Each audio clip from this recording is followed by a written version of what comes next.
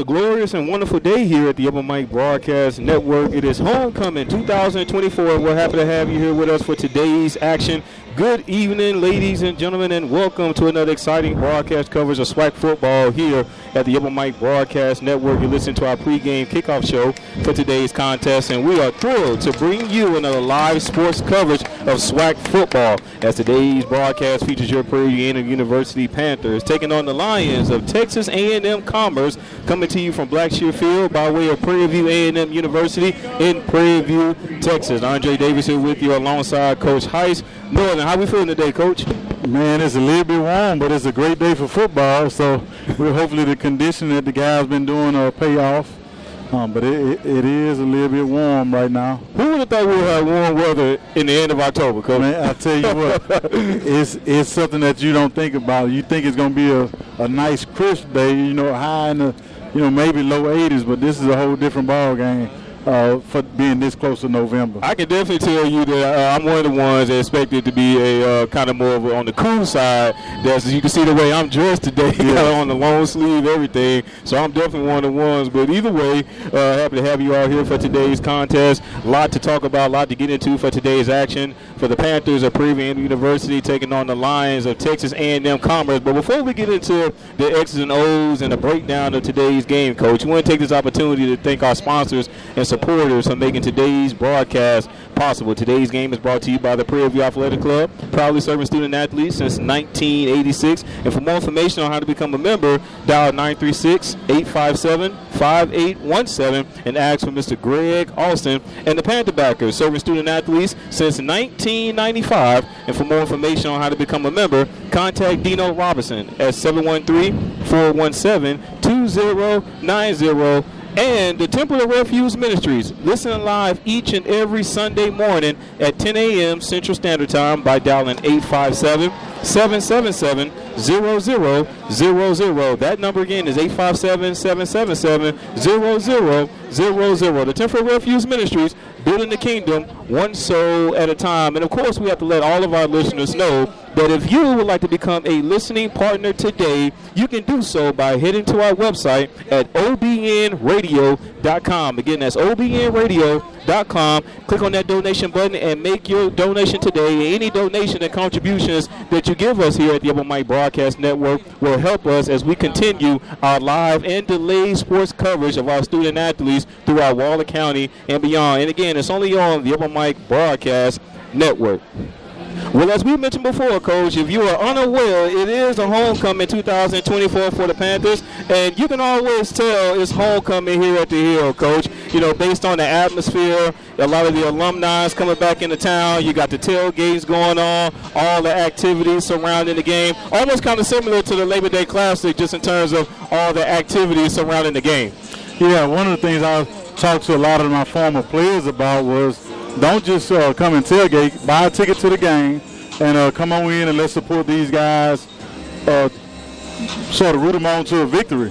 Yes, sir. There's a lot of people here on campus, and we can still see quite a few people. The heat has a lot of people under the concourse and sitting up top, so hopefully all the people that do have tickets and a lot of the people that's still outside will buy a ticket and come in the game and make a little noise for the Prairie View Panthers. And as opposed to a game later on in the evening time, this game is actually starting at 2 p.m., so we actually got somewhat of an earlier broadcast. Of course, they got all the festivities and activities that takes place after the game, but this game is starting at 2 p.m. as opposed to later on in the evening. Well, I know a lot of times a lot of schools in the conference start games earlier during the day, and we used to do it for travel reasons, especially if you played one of the Alabama or Mississippi schools, so they could play the game and get on the road, hopefully by 7 o'clock if you started a tour. And then the temperatures were a little bit cooler during certain times of the year. So it was a plus for both teams playing early in the day as well as for the travel of the visiting team. Yes, sir. And speaking of the temperature, again, it's not scorching hot out here. It's just a little warmer than I feel like most of us would expect it to be, given the fact that come the end of next weekend, we'll be in November. Yeah, it's a different ball game. But like I say, for the guys, they'll probably like playing in it. The only thing maybe is some of the punt returners, with the sun being where it is, may have a trouble when they kicking the ball back towards the field house. They may get certain passes. If you're throwing into the field house to the right sideline, the receivers may get some sun in their eyes. Yes, sir. Yes, sir. Well, for the Panthers, they're coming off a much-needed bye week coming to today's game, Coach. They previously played 7 weeks in a row, and the last time they were in action, they took a heartbreaking loss against Arkansas Pine Bluff by the score of 21-17. And I say heartbreaking because although things weren't looking too pretty for the Panthers sitting in the West, they still had, a bit of a hope, if you will, if they would have come out with a victory against Arkansas Pine Bluff. But after suffering a loss to now the third team in the West, I guess it's pretty much safe to say that the chances of them representing the West are pretty much over at this point. Yeah, you got to start thinking about a couple other things. Fending with a winning record overall, possibly a winning record in the conference. So they still got enough games to accomplish some goals, even though they won't be able to accomplish all of them. Yes, sir. And of course, a loss that will put them 2-5 overall on the season and 1-3 in conference play. So they're going to be looking to bounce back with a win here on their homecoming against Texas A&M Commerce. And as for the Lions, things not really going their way for this 2024 campaign. Another Southland opponent for the Panthers, the second Southland opponent this season. They're sitting 1-6 overall and 1-2 in their conference. Their last action came as a loss at the hands of Lamar University by a score of 29-20. But of course, Coach, it is always a great feeling to spoil someone else's homecoming, no matter how your season is going, right? Yeah, and that's one of the things we were talking about when I played at Southern. One of our losses was to Nicholls State. It was our homecoming, and that was the only game they won all year, and that was the only game we lost all year. So hopefully the Panthers won't have a Southland Conference school come in and spoil the Panthers home, especially for the senior guys, because this is one of the games they'll remember their last homecoming, hopefully in front of a packed crowd, and getting a win along with the last game they ever play in this new stadium. Defend home turf, Coach, as we call it. Got to defend home turf. So the Panthers going to be looking for a home victory, their first home victory so far for this 2024 campaign. Haven't been able to get the job done at home so far this season, but they're going to be trying to get things done here against the Lions of Texas A&M Commerce. Again, homecoming 2024 for the Panthers here on the hill of Prairie View A&M University. It does not get any better than this, ladies and gentlemen. So some other games going on around the Southwestern Athletic Conference. Mississippi Valley State will be taking on Arkansas Pine Bluff. Kickoff of that game is scheduled for 2 p.m. Jackson State taking on Bethune-Cookman University. Kickoff of that game is scheduled for 2 p.m. Alabama State taking on Alabama A&M. Kickoff of that game is scheduled for 2 p.m. as well. And then a couple of games going on in the evening time at 6 p.m. Southern University is taking on Florida A&M University. A big matchup from the East versus the West later on at 6 p.m. Southern taking on Florida A&M University. And then, of course, Grambling State taking on Texas Southern University. Kickoff for that game is scheduled for 6 p.m. And again, your Panthers of Prairie View A&M University taking on the Lions of Texas A&M Commerce. We'll take a quick break and we'll come back with our tail of the tape for today's contest. You listen to Panther Football right here on the Open Mic Broadcast Network.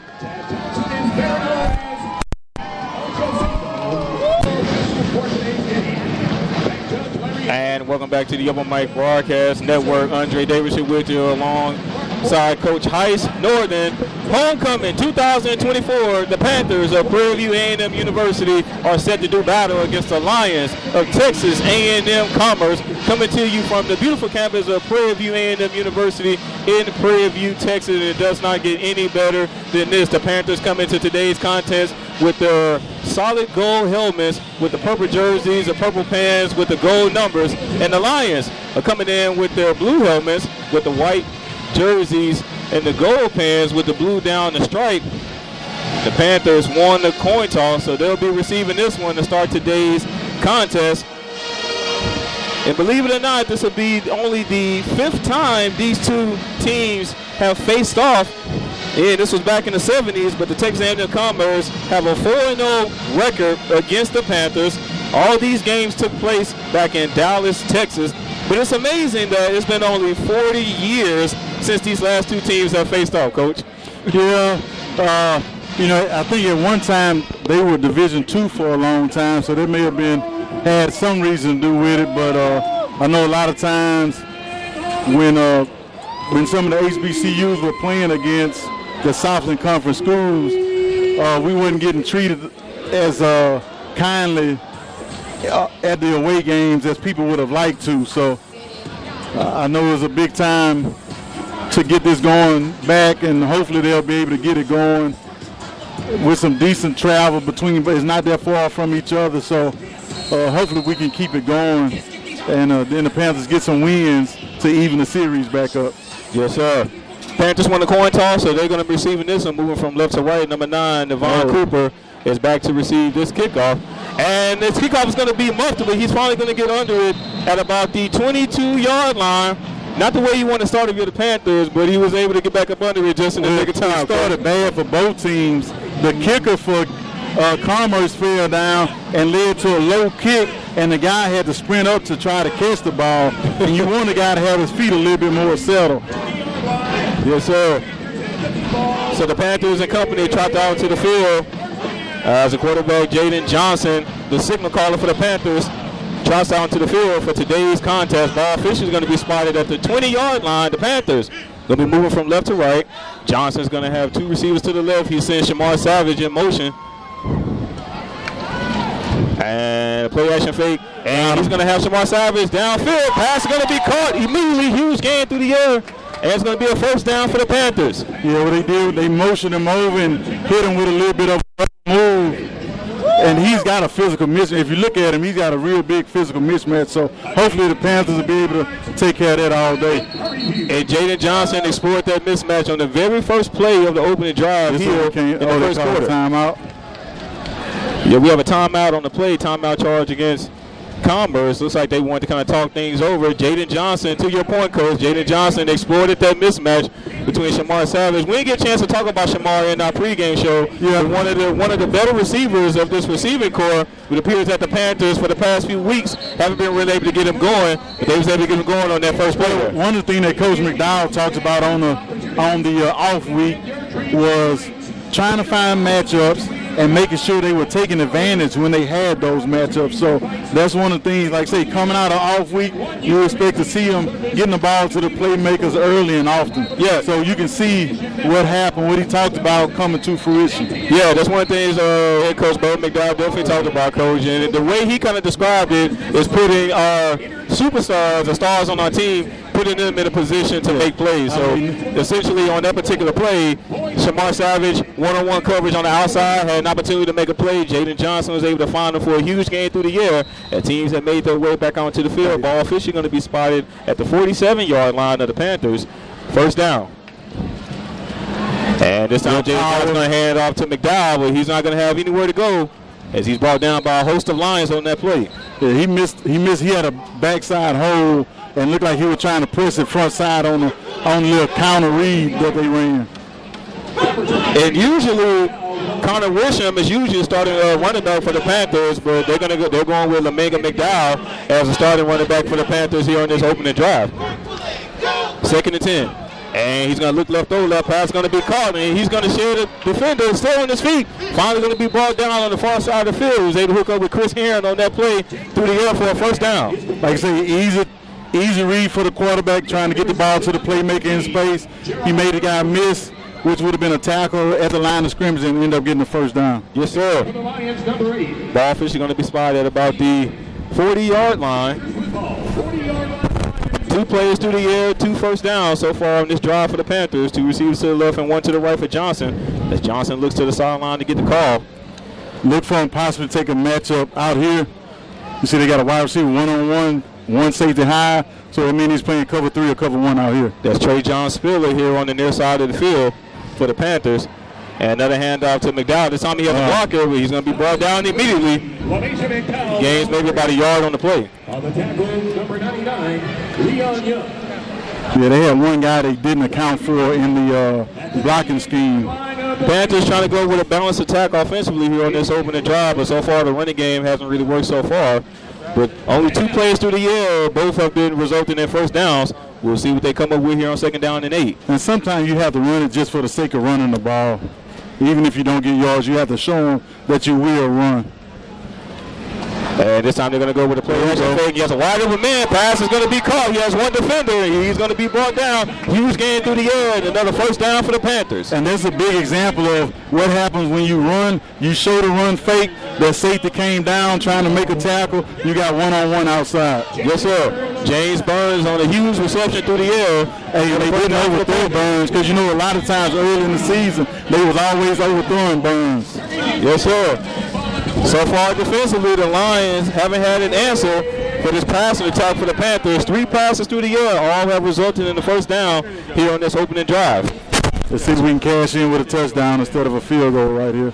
And the Panthers still can get a first down without having to score a touchdown. Panthers making their way inside the red zone. This time he has Samar Savage on the near side of the field, and he will be in for a touchdown as the Panthers were able to cash in, as Coach mentioned. Shamar Savage capped off with a 10-yard touchdown reception. And perfect example, just taking advantage of a physical mismatch. You got a 6'3" guy out there with a 5'10" cornerback. They probably gonna go back to that a few times. And so far it's worked here on this opening drive. Shamar Savage get things done offensively for the Panthers with the PAT to follow. And then that's gonna help the running game too, because sooner or later they probably gonna go to playing cover 2 or cover 4. And that'll open some things up. Yes, sir. So the kick is up, and it is good. So the Panthers strike first blood here in today's contest. The passing attack for the Panthers worked tremendously on that opening drive. 4 passes through the air, and they were all successful on that opening drive. Panthers on top of this, about a score of 7-3 with 12:03 to go here in the first quarter. We'll take a break and come back with more action right here on the Open Mic Broadcast Network.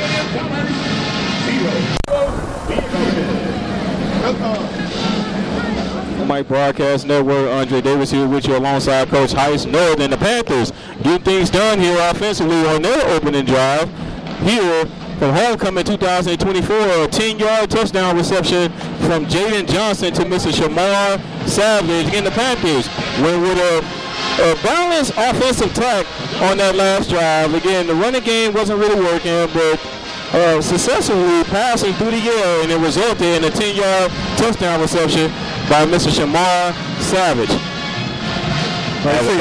Sometimes when you show the run, that's going to open it up. So we'll see how does Commerce come back when they're on defense, how they're going to try to stop the Panthers' offensive attack. Yes, sir.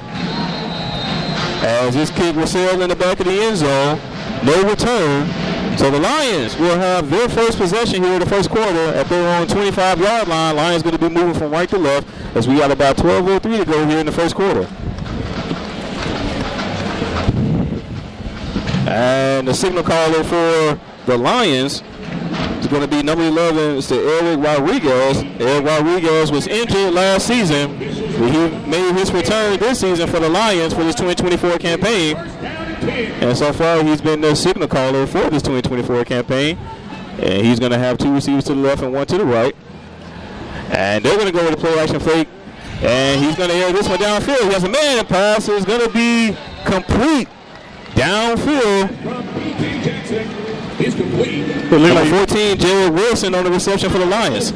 Looked like Prairie had a backside safety that came down too far on the run that left that post open. 44-yard line. So one play through the air and a huge gain for the Lions as they're now inside Panther territory. Ball fixed spotted at the 44-yard line. First down. Rodriguez back to pass. He's going to roll to his right side. Still looking for a man downfield. And pass is going to be incomplete. Panthers have things blanketed across the field in the secondary. Look, check your quarterback. Got you. Yeah, Panthers did a good job of getting great coverage on that play. Got a little bit of pressure. And check that quarterback for the Lions is actually going to be number 2, Ron Peace, the redshirt junior, here on this opening drive. As Peace looks to the sideline to get the call, he's got 2 receivers to the left and 1 to the right. And this time he's going to hand off to the running back, gaining some positive yards on the play. Number 21, B.K. Jackson on the carry for the Lions. Yeah, just ran a wide zone and he cut it back to they had the defensive end almost in a no-win situation. If he squeezed too far, the quarterback was going to keep it. And he didn't squeeze far enough that left a cutback lane. Yes, sir. And B.K. Jackson, one of the heavy workhorses offensively for the Lions, leading the team in rushing so far coming here into this ball game. 3rd and 6. And the pass going to be batted down, incomplete. It's a great job by the defensive lineman of the Panthers on that play. Yeah, brought some pressure off the front side. They were trying to go to a 3-step, and then the linebacker, defensive end, got his hands up and knocked it down. Great job, big play. Yes, sir. So that last play is going to bring up 4th and 6 for the Lions as the punting units make their way up to the field. Nevon Cooper is going to be standing at about their own 10-yard line. It's probably tardy. If the ball goes over your head, let it go. So Lions are kind of in that interesting spot, Coach. They're actually going to go with a fake. Well, he's not going to have nearly enough for first down as the special teams for the Panthers were able to hold. And I was actually just about to say, Coach, they're in that interesting spot where they couldn't kick a field goal, but even punt kind of seemed a little interesting. And they went with a fake on the play. That's where you get those fakes.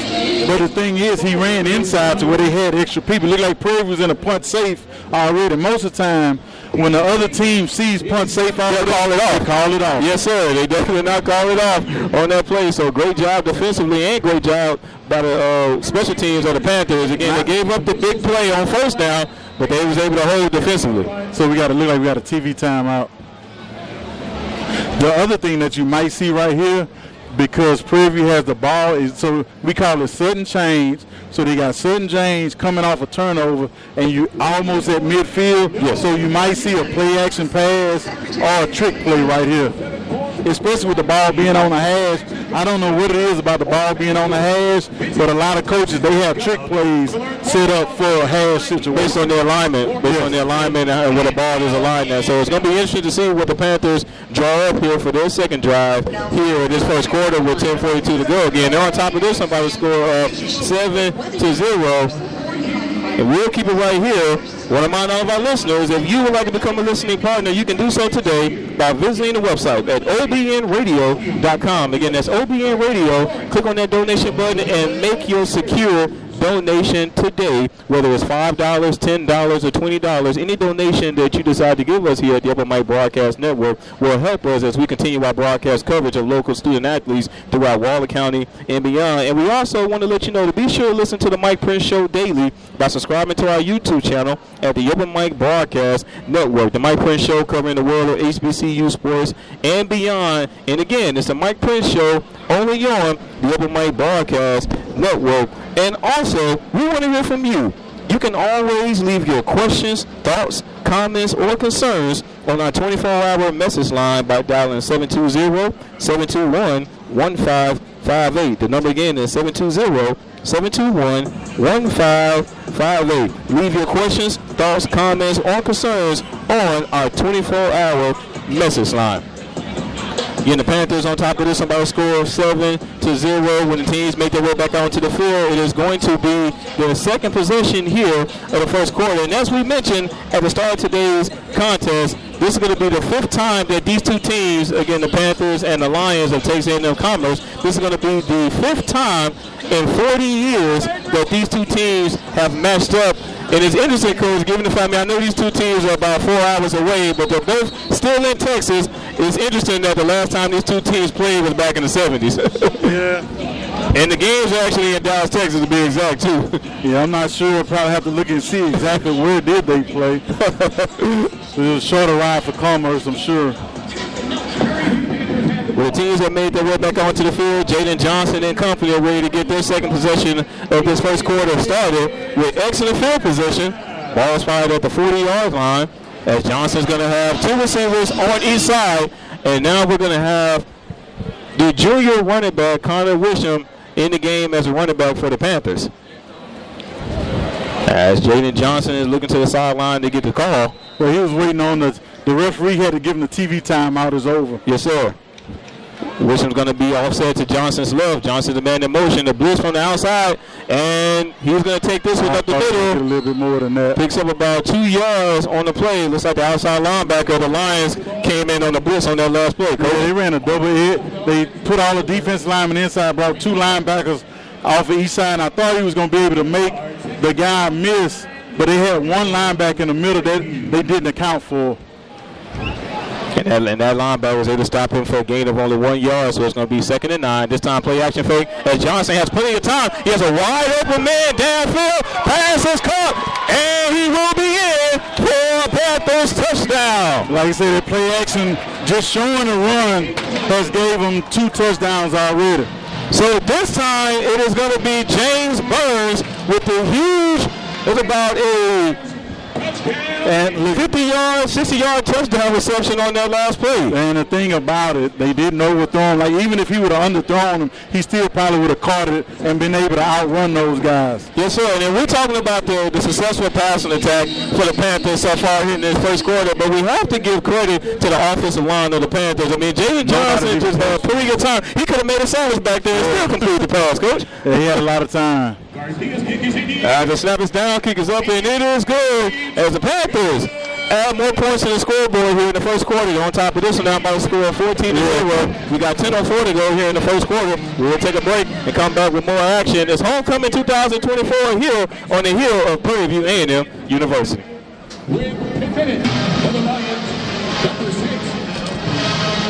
Cannot let up if you're the Panthers as they're pouring it on here from Blackshear Field. On top of this, about a score of 14-0 with 10:04 to go here in the first quarter. 2 possessions offensively, 2 touchdowns for the Panthers, something that we really haven't seen so far for this 2024 campaign. And again, the Panthers are coming off a bye week after playing about 7 weeks in a row.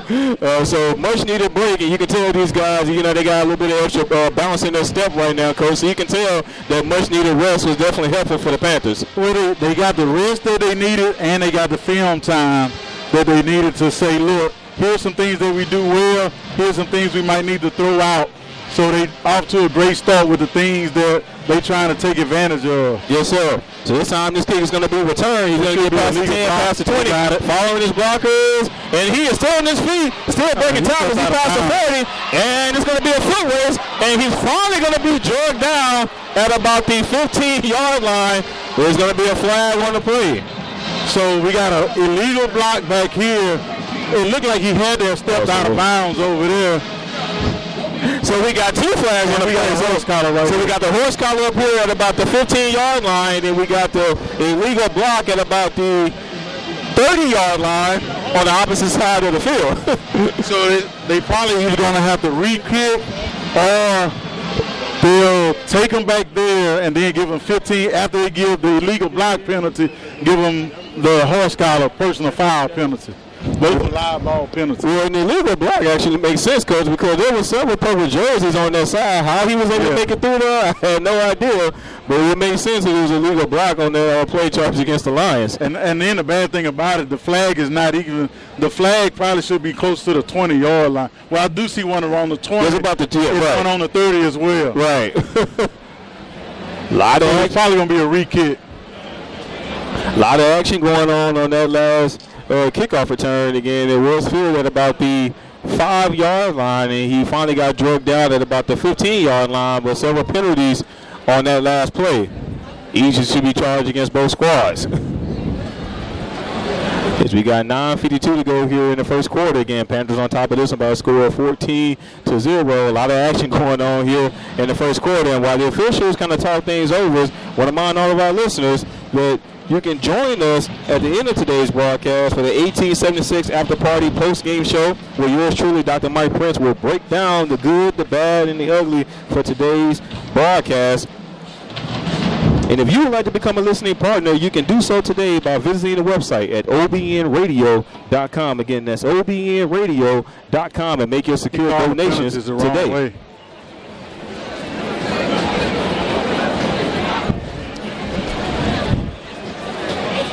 The signal from the official holding against the Lions. Horse collar against Prairie View. Yeah, wow. Yeah, and this is the thing we can't have happen is big plays in a special teams game for Prairie View. You don't want to give them any hope right now. Yes, sir. Yes, sir. You've been playing so well so far here in the first quarter. haven't really had any penalties with the exception of that one penalty. But you can tell on that last play that the young man was just trying to get him down due to the long run that he had. So in that moment, it was like get him down by any means necessary. I didn't see the replay if he stepped out of bounds. The thing that threw everything off, the return guy paused for a minute, and that throws the timing of everybody's blocks off. Yes, sir. And that may have made some of the guys from Prairie View slow down because it looked like he was going to take a knee. Yes, sir. So this kick is going to be re-kicked. Again, the Panthers are kicking from left to right. And surely if you're the Panthers, you don't want to leave this up to the officials or anything. So you can tell that I'm pretty sure that the kickoff team is actually going to have great pursuits on this next play if he actually is able to return it. Yeah, because the last couple that he kicked out of the end zone. So. Yes, sir. And that's number 97, Carlos Villagomez, the kicker for the Panthers. Villagomez kicking off for Prairie View. As this kick is off. And looks like this one's going to be returned again. He's going to be fielded at about the 5-yard line. He's going to try to follow his blockers yet again, but this time he's going to be brought down. Much better job by the return team getting down, making the tackle. They say yes, you can keep him between the 25 and the 30. That's a good deal. You'll take that as a coach. Much better pursuit this time for the kickoff team for the Panthers. So the Lions going to have their second offensive possession here in the first quarter with about 9:44 to go.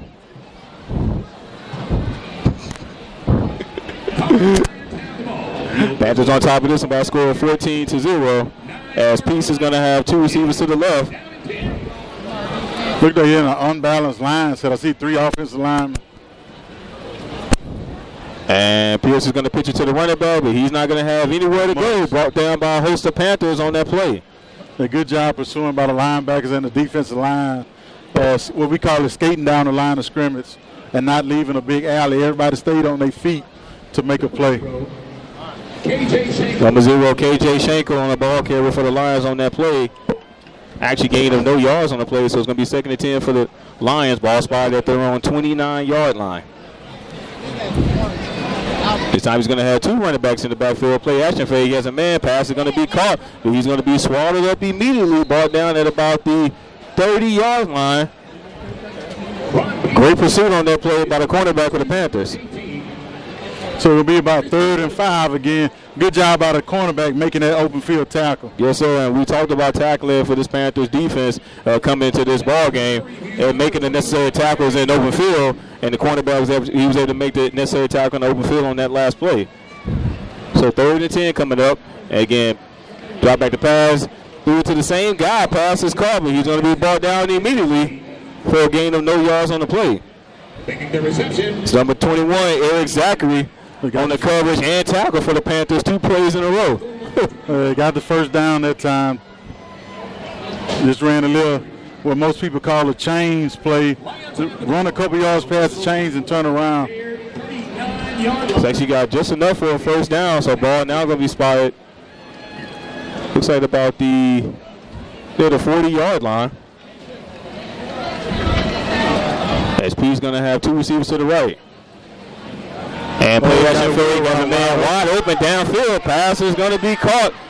Pass to 30. He's still on his feet. Finally going to be brought down near the 20-yard line. Yeah, the cornerback came up once he saw the play action and didn't. I'm pretty sure he was probably responsible for the deep third.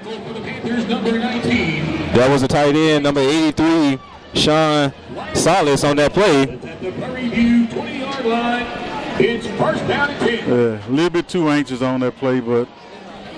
So the second big play that the Panthers have given up defensively here so far in the first quarter. They gave up 1 big play in the first quarter, but defensively they were able to hold. And we'll see if they can get things done here. This time a handoff to the running back, and he breaks a couple of tackles. Finally going to be brought down. Picks up about a few yards on the play. Yeah, and because of the splits of the offensive line is almost some natural holes, so the guys from Prairie are going to have to do a good job of tackling, especially the defensive lineman tackling with the offensive lineman still on them. Lions are making their way inside the red zone here in this first quarter. 2nd and 7. Play action fake as Pieces looking downfield. He's going to be hit immediately, and the ball comes out. It's finally going to be picked up, and he's going to be brought down at about the 25-yard line. Pieces tackled And that's one of those plays where you have a chance to recover and don't get it. Good pass rush by the defensive front. And a lot of times in that moment, Coach, you know the players want to try to do the scoop and score as opposed to just falling on it. Yeah. But either way, huge sack on that play for the Panthers defensive line. Just going to bring up a 3rd down and long for the Lions. As Peace dropped back the pass, he has a man pass. Will be caught. And he's going to be brought down in open field. Great tackle on that play. That's going to bring up 4th down. 4th and about 8. Good job by the defensive line getting some pressure. Good job by the underneath coverage making an open field tackle. So the Panthers have found themselves in a bend but don't break situation defensively as the field goal unit has made their way onto the field. For a 35-yard field goal attempt for the Lions. As the snap is down, kick is up, and straight through the uprights. For the Lions put their first set of points on the scoreboard here in today's ball game. Panthers still leading this one by a score of 14-3. Lions able to make their way inside the red zone for the first time here in this ball game. But defensively, the Panthers are able to hold them to just 3. So you can take that one as a win defensively if you're the Panthers, Coach. Yeah, you'll take it as a win, but you hate that you gave up the one big play to get them down there. Yes, sir. So we'll take a quick break and we'll come back with more action right here at the Urban Mike Broadcast Network. Let's hear it for the silver class of 1999. Panthers defensively found themselves in a bend but don't break situation on that last drive as they was only able to give up 3 points as opposed to 7. So the Panthers are still on top of this one by the score of 14-3 here from the Hill, the campus of Prairie View University. Again, this homecoming 2024. We got about 5:28 to go here in the first quarter, Coach. Yeah, our Panthers off to a good start. Let's see if they can add to the lead right here and sort of keep it up. They say you want to end every drive with a kick, whether it's a punt, a field goal, or a PAT. Yes, sir. As Nevon Cooper standing at about their own 5 at about the 3-yard line. As the Lions are going to be kicking this one from right to left. As this kick is off, it's going to be returnable. And Cooper's going to field this one at the 3-yard line. He's going to get past the 10, trying to follow Parker past the 20. Finally going to be brought down at about the 26-yard line. Yeah, if that guy don't make the tackle, it's him and the kicker one-on-one. And you can tell that Cooper didn't try to do too much on that return, Coach. Now try to find a little lane and just went north. Just match the gas, baby. So Jaden Johnson and company try down to the field. Again, they're going to have this one at their own 26-yard line. Moving from left to right, it's going to be their 3rd possession here of the first quarter offensively. Getting a pass and attack. Lions have not had an answer for the pass attack with the Panthers so far in the first quarter. They switched cornerbacks already out here. Jay Johnson dropped back to pass. Screenplay. Pass is going to be caught. Well, he's going to be brought down in the backfield. Lions were all over that one on that play. Pass from Jaden Johnson, complete to number 2, Connor Wisham. On the tackle for the Lions. And that was a linebacker, number 4, Brandon Tucker, on that stop for the Lions on that play. Yeah, it's a good read. He sniffed out the screen and made a good open field tackle. Second down, 15. And that's the interesting thing about those screen plays, Coach. When they work, they can get you a lot of yards, but when they don't work, you'll find yourself in a hole. Here on second down, second and long. Johnson still has plenty of time looking for a man, and pass will be caught. He's going to be brought down immediately, so he was able to get a few of those yards back on second down. So 3rd and long still. So about third and about 12 for the Panthers. One of the very few times where the Panthers have had little to no success through the air here so far in the first quarter. Connor Wisham stands as a running back for the Panthers here. Johnson, back to pass. This time he steps to the pocket. He has a man pass. It's going to be incomplete, but we got a flag on the play. There was some pushing and shoving going on here on the near side of the field. As Shamar Savage is indicating pass interference against the Lions. Yeah, I think he actually grabbed his face mask a little bit, but like I say, you'll take that as a Panther coach. Looks like Shamar Savage.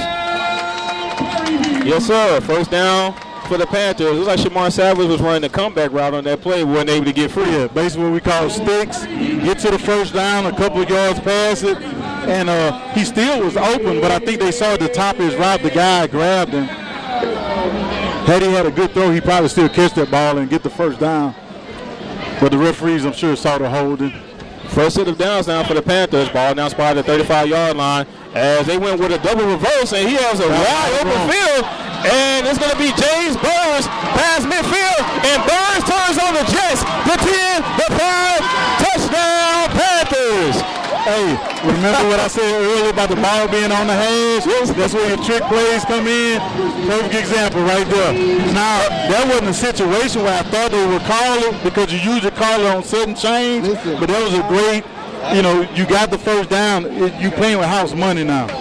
Good job. Good blocking by everybody. Good selling by the offensive line. And they used all the house money they could on that first down, Coach. James Burns definitely lived up to his last name, Burns, as he turned on the Jets on that double jet sweep for the Panthers. Yeah, that joker can run, man. As the extra point team have made their way onto the field to try this extra point. 20-3 is now our score with the PAT to follow. As the snap is down, kick is up, and it is good for the Panthers. 3 possessions in a row offensively, all have resulted in a touchdown. This time, James Burns get things done for the Panthers offensively. And we'll take a break and we'll come back with more action right here at the Upper Mike Broadcast Network.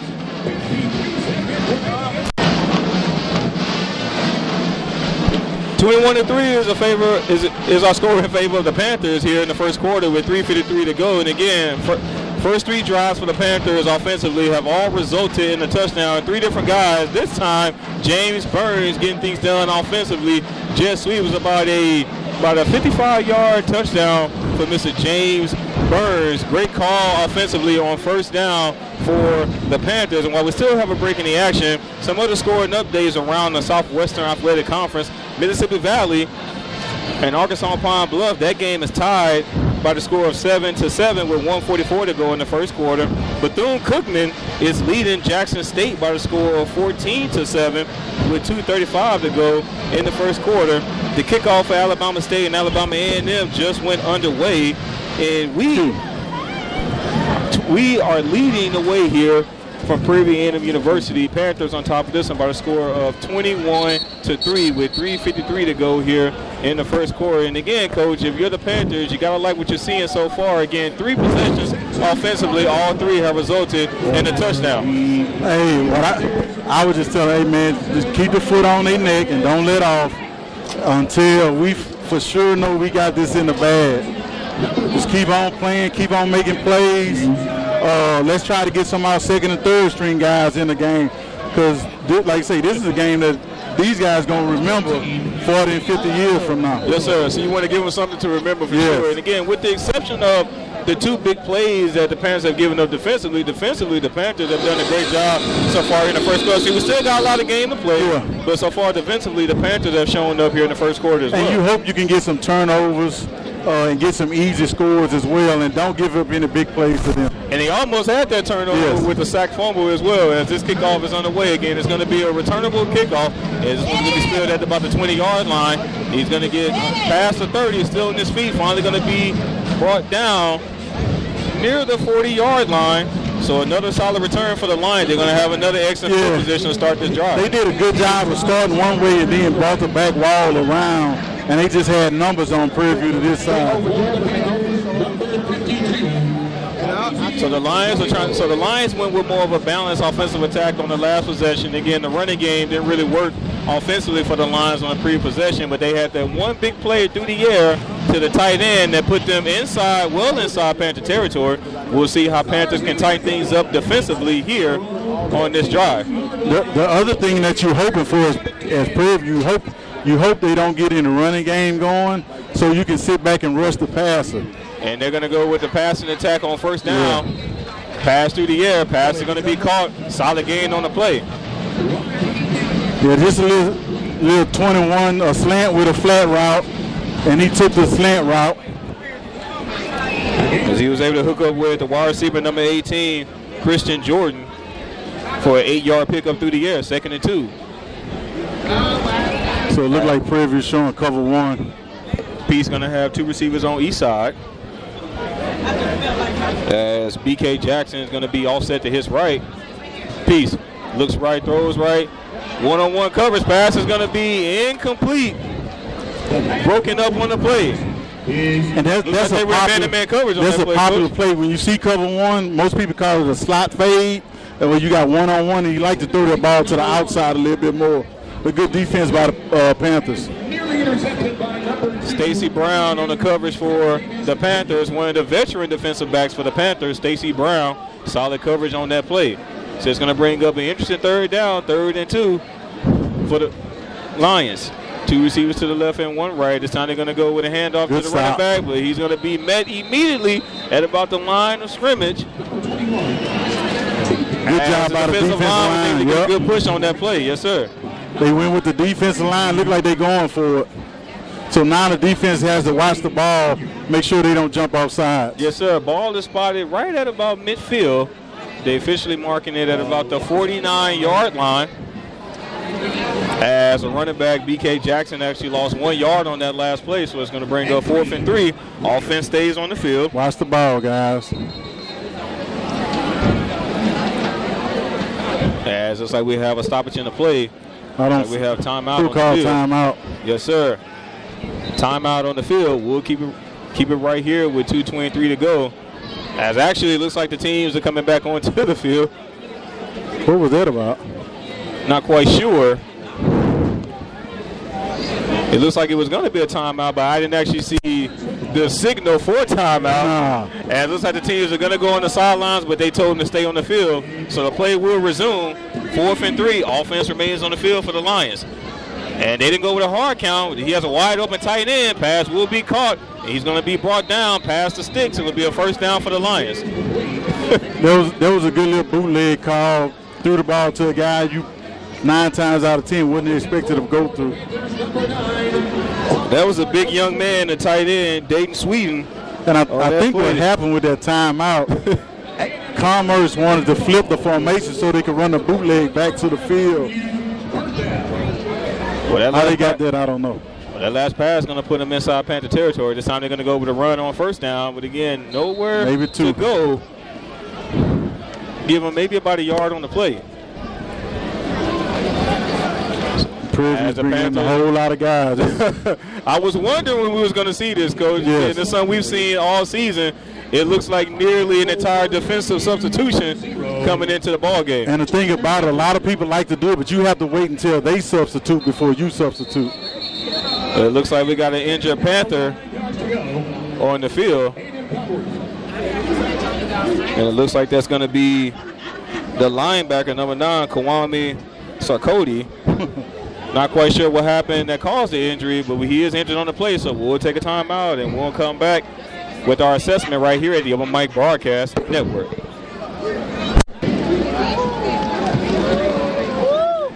And welcome back to the Open Mic Broadcast Network. Looks like Kwame was able to walk off the field under his own strength, so that's positive signs if you're a PV Nation. Teams that made their way back onto the field, and we are ready to resume action here for this homecoming 2K24. 2nd down and 8 for the Lions.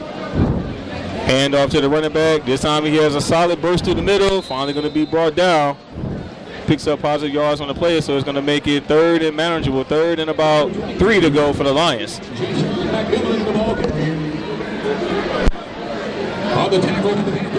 So far, the running game hasn't been working offensively in this 1st quarter for the Lions. But the running back was able to get some positive yards on that play. They're going to go quickly. This time a pitch to the running back here on the far side of the field. And he's going to be brought down near the line of scrimmage. It'll be another 4th and short. So it's going to bring up another 4th down. This time by 4th and 1. Lions went for it on 4th and 3. And they was able to be successful. And as they find themselves inside Panther territory, they will definitely go for it here on 4th down. Still watch the last ball. play is going to take us to the end of our 1st quarter here from Blackshear Field.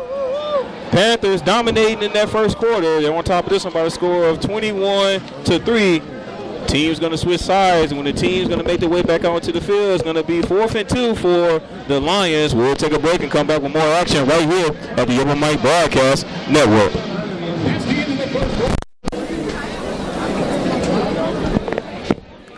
Pure dominance for the Panthers in that first quarter, as they're on top of this one by the score of 21-3. Teams haven't made their way back onto the field. But if you're a PV Nation coach, you have to be impressed by the way that you see from what you saw for the Panthers, both offensively and defensively, there in that first quarter. Yeah, so far you have to like what you see. 3 scoring drives, pretty good defense so far, a couple big plays, hurt you. Hovey play some good situational football right here on 4th down, nobody jump off sides, and you get some penetration and get a stop right here.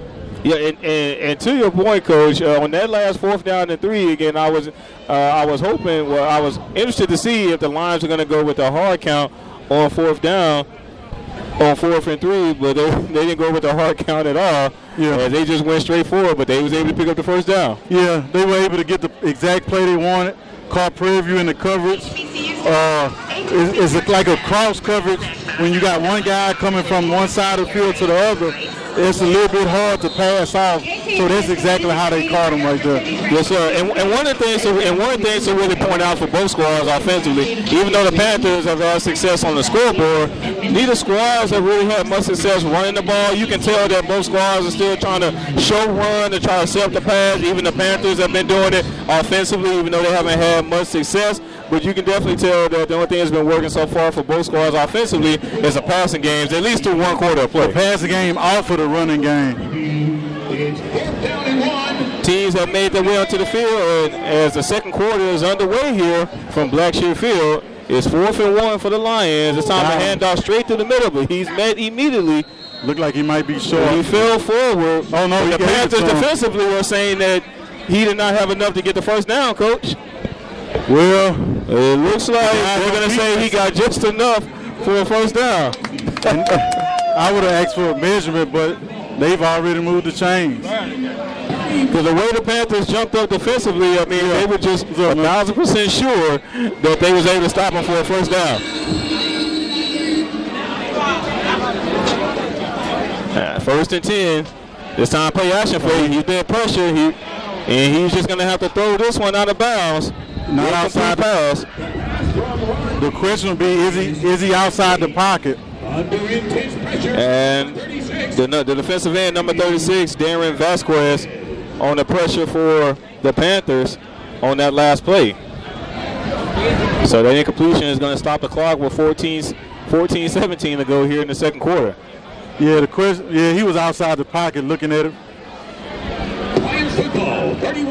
So 2nd and 10, ball spotted at the 34-yard line of the Panthers. Lions moving from left to right. 3 receivers to the left and 1 right. Peace back to pass. He looks left. He has a man in the end zone.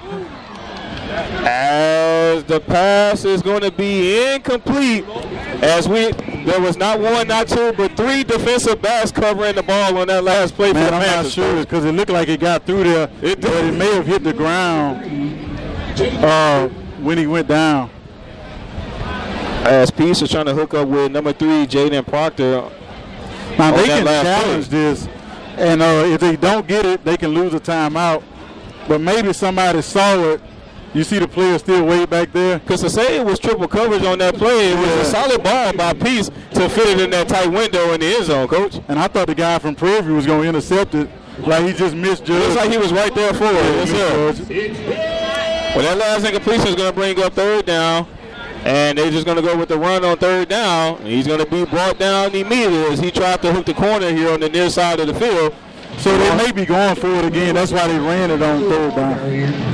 Yes, sir. When you find yourself down by multiple touchdowns, and inside Panther territory to be exact, I guess it's safe to say you're going to try to go for it to put. Yeah, it's a little bit early to be chasing points, to be honest. I might would kick a field goal, but they probably looking at it.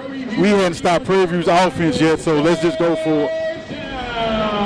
Trying to keep them off the field as much as possible if you can. Yes. I'm looking for 90 to give me some pressure off the edge up top. So instead of being 4th and 3 or 4th and 1 like previous times, now it's 4th and 10. We'll see if the Panthers can get off field as he's going to air this one in the end zone. And this time, this pass looks like it was picked off by the Panthers. Yeah, and it may be better that he didn't catch it because now you get the ball on the 31 instead of Yes, sir. So he wasn't able to catch the ball, so it's technically an incomplete pass. So it's going to be a turnover on downs. So this time the Panthers defensively were able to get off the field. Again, that was the third time here in this ball game where the Panthers, check that, where the Lions went for it on fourth down. It was a 4th and 3 and a 4th and 1. They were successful. On that particular time, it was a 4th and 10, and they were unsuccessful. So this time the Panthers are going to have their first possession here of the second quarter at their own 31-yard line. Panthers moving from right to left. Two receivers on the east side for Johnson. He sends a man in motion. We got a flag on the play prior to the snap. And this one likely is going to be charged against. Look like the right guard jumped. It looks like it was a false start charge against one of the offensive linemen, the right guard for the Panthers. So instead of 1st and 10, it'll be 1st and 15 at their own 15-yard line. Johnson's going to have trips to the right. Hand off to the running back, and he stutter steps in the hole. There's some pancakes going on by the offensive line. Yes, sir. I'm not sure what happened. We have a slight stoppage in the play. Number 6. Oh, somebody's helmet came off, so he has to go out for a play. On the tackle, Txa&M on the run for the Panthers on that last play. 3:08 to go here in the second quarter. As Txa&M was able to gain all those yards back, so now it's going to be 2nd and 10. Johnson, back to pass, he's up into the pocket, and this time Johnson's going to take it himself, and he's going to be brought down near about the 40-yard line. Didn't have anything downfield, Coach, so he just stepped up and just took it himself on that play. Yeah, he was looking for Savage over here, but he was double covered, so he the next best thing, pull it down and run. We'll see if Johnson can make that same connection with Savage as he was able to do in the first quarter. It looks like we got Txa&M here on the near side of the field. As Johnson looks to the sideline to get the call. Coaches probably changed the play because they tipped their hand. Look like they're playing cover 3 or cover 1 right here. It looks like the safety is, we got it. Johnson's coming in motion. And Johnson going to look right there, right? Yep. He was able to connect with Shamar Savage on the slant route. First down for the Panthers. Yeah. Once they saw it was covered, I was anticipating it. They just, a route that he could win easy.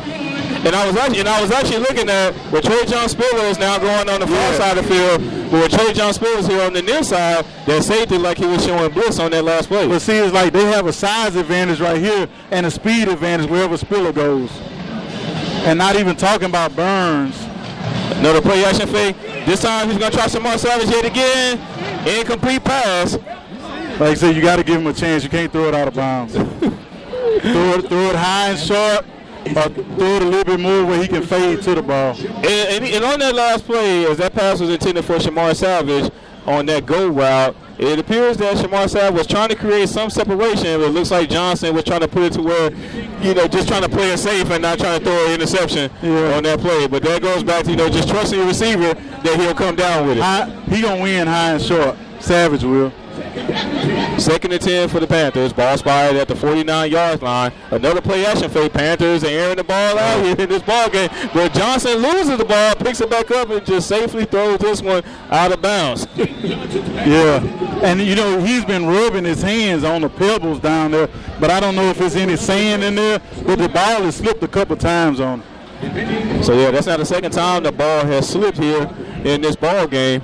A great job by Johnson in the recovery and actually get it out of bounds, so the Panthers will not lose any yards on that last play. And it may be those balls are sort of newish. When those balls are new and you got a little bit of wet hands, that is like real slippery, so you got to rub those balls down. Because he was looking downfield, Coach. You can tell he wasn't anticipating that ball coming out on that last play. That incompletion will stop the clock here with 11:20 to go in the second quarter, 3rd and 10. Ball spotted at the 49-yard line. As we have another slight stoppage in the play. Looks like it may be another false start charge against the Panthers.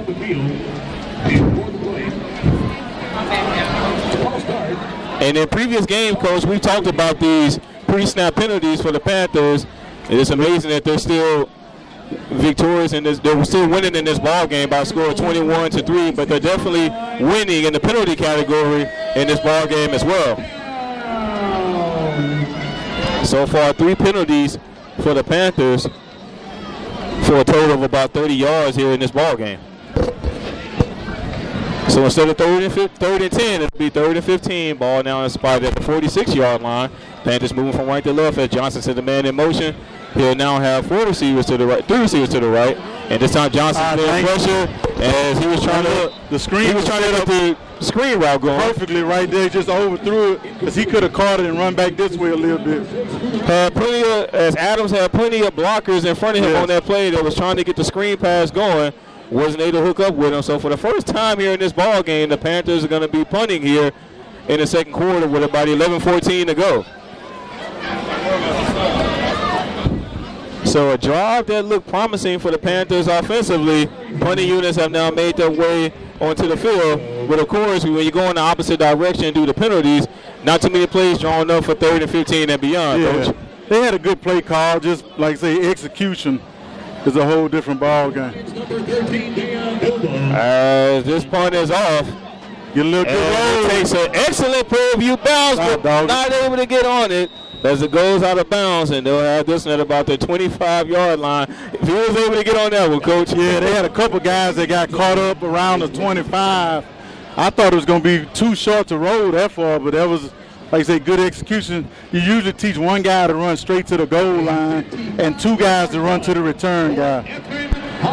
So for the first time here in this ball game, defensively,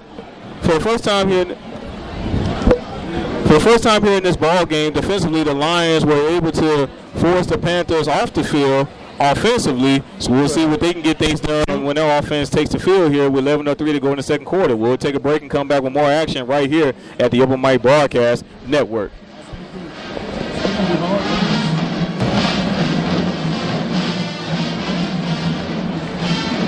11:03 to go here in the second quarter. Panthers on top of this and by a score of 21-3. Welcome back to the Open Mic Broadcast Network. Andre Davis here with you alongside Coach Heist Nerd. And as we mentioned before the break, Coach, again, for the first time here in this ball game, defensively the Lions were able to force a punt for the Panthers, and now they'll have their second possession here in the second quarter at about the 20-yard line. So what's the message if you're the coach for the Lions after giving them 3 touchdowns in the first quarter and finally showing that, hey, we can get these guys off the field offensively and get their team in offense to get the ball to score some points here in this game? Well, the biggest thing, if I'm one of the defensive coaches, even though they helped us, we got to stop. So that would be my thought process.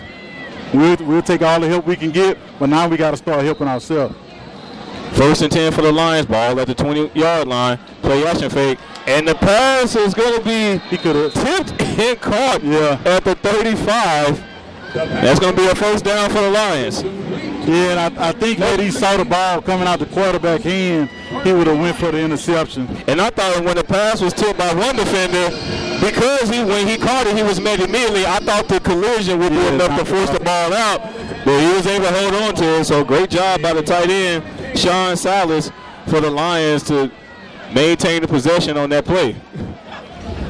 So first set of downs, ball now spotted at the 35-yard line, 1st and 10 for the Lions. This time they're going to hand off to the running back. He's not going to have much doing. Picks up some positive yards on the play. Number 21, B.K. Jackson on the carry for the Lions. Yeah, just run what we call split zone, where the fullback tries to cut off and give you an automatic hold. But the defensive end did a good job of collapsing, and the linebacker did a good job filling. So second down now for the Lions, 2nd and about 6 to be exact. Ball spotted at about the 39-yard line. Lions moving from left to right. As Pete's going to have 2 receivers to the right and 1 to the left. Pete sends a man in motion, play action fade. Looks right, throw right, pass is going to be caught. Has a few blockers. Still on his feet. Big man finally going to be brought down near midfield.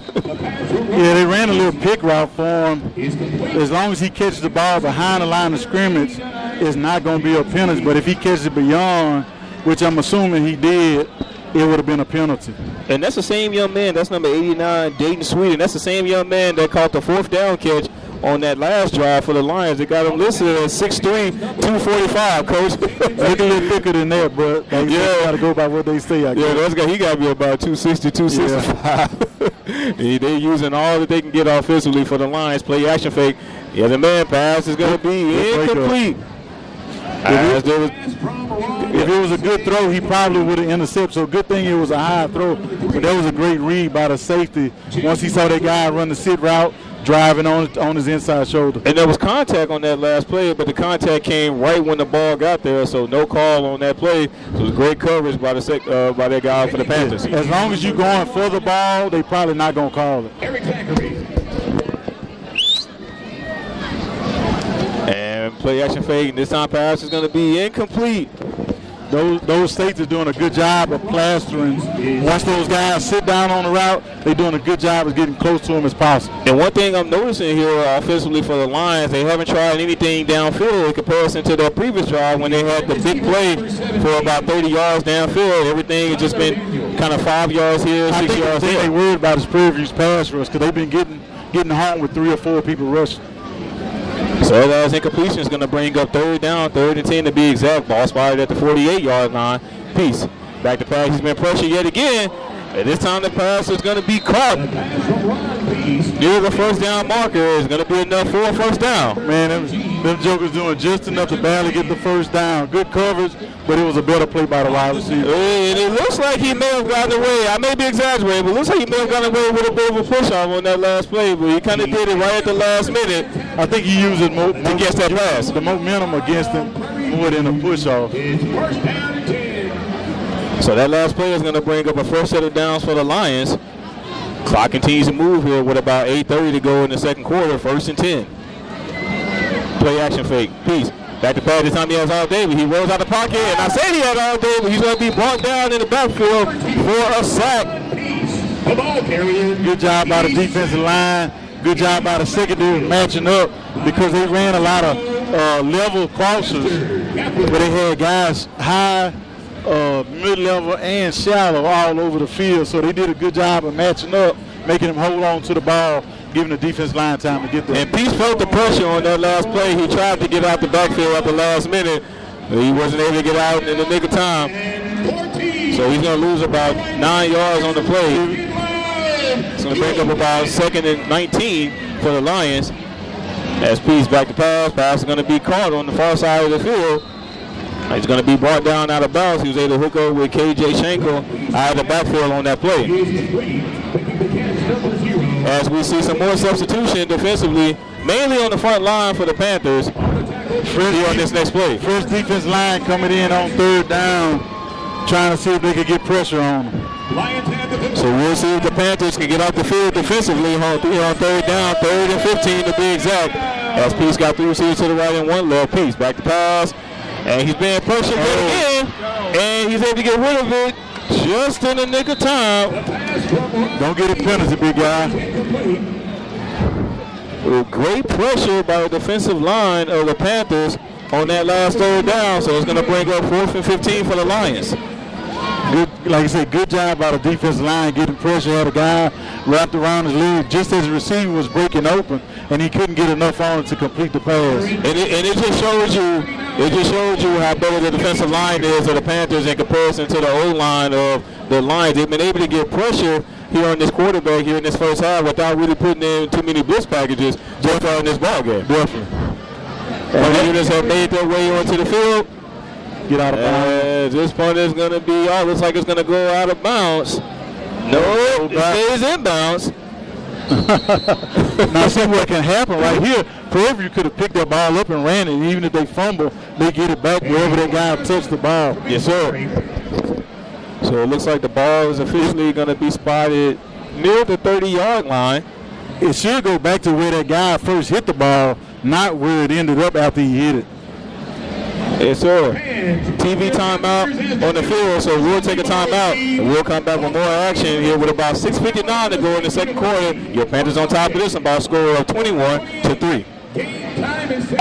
Thank you for your continued leadership and And welcome back to the Open Mic Broadcast Network. Panthers leading this one by the score of 21-3 with about 6:59 to go here in the second quarter. I want to remind all of our listeners that if you would like to become a listening partner, you can do so today by visiting our website at obnradio.com. Again, that's obnradio.com. Click on the donation button and make your secure donation today. As the teams have made their way onto the field, the Panthers going to have their next drive offensively here in the second quarter. Ball spotted at about the 46-yard line.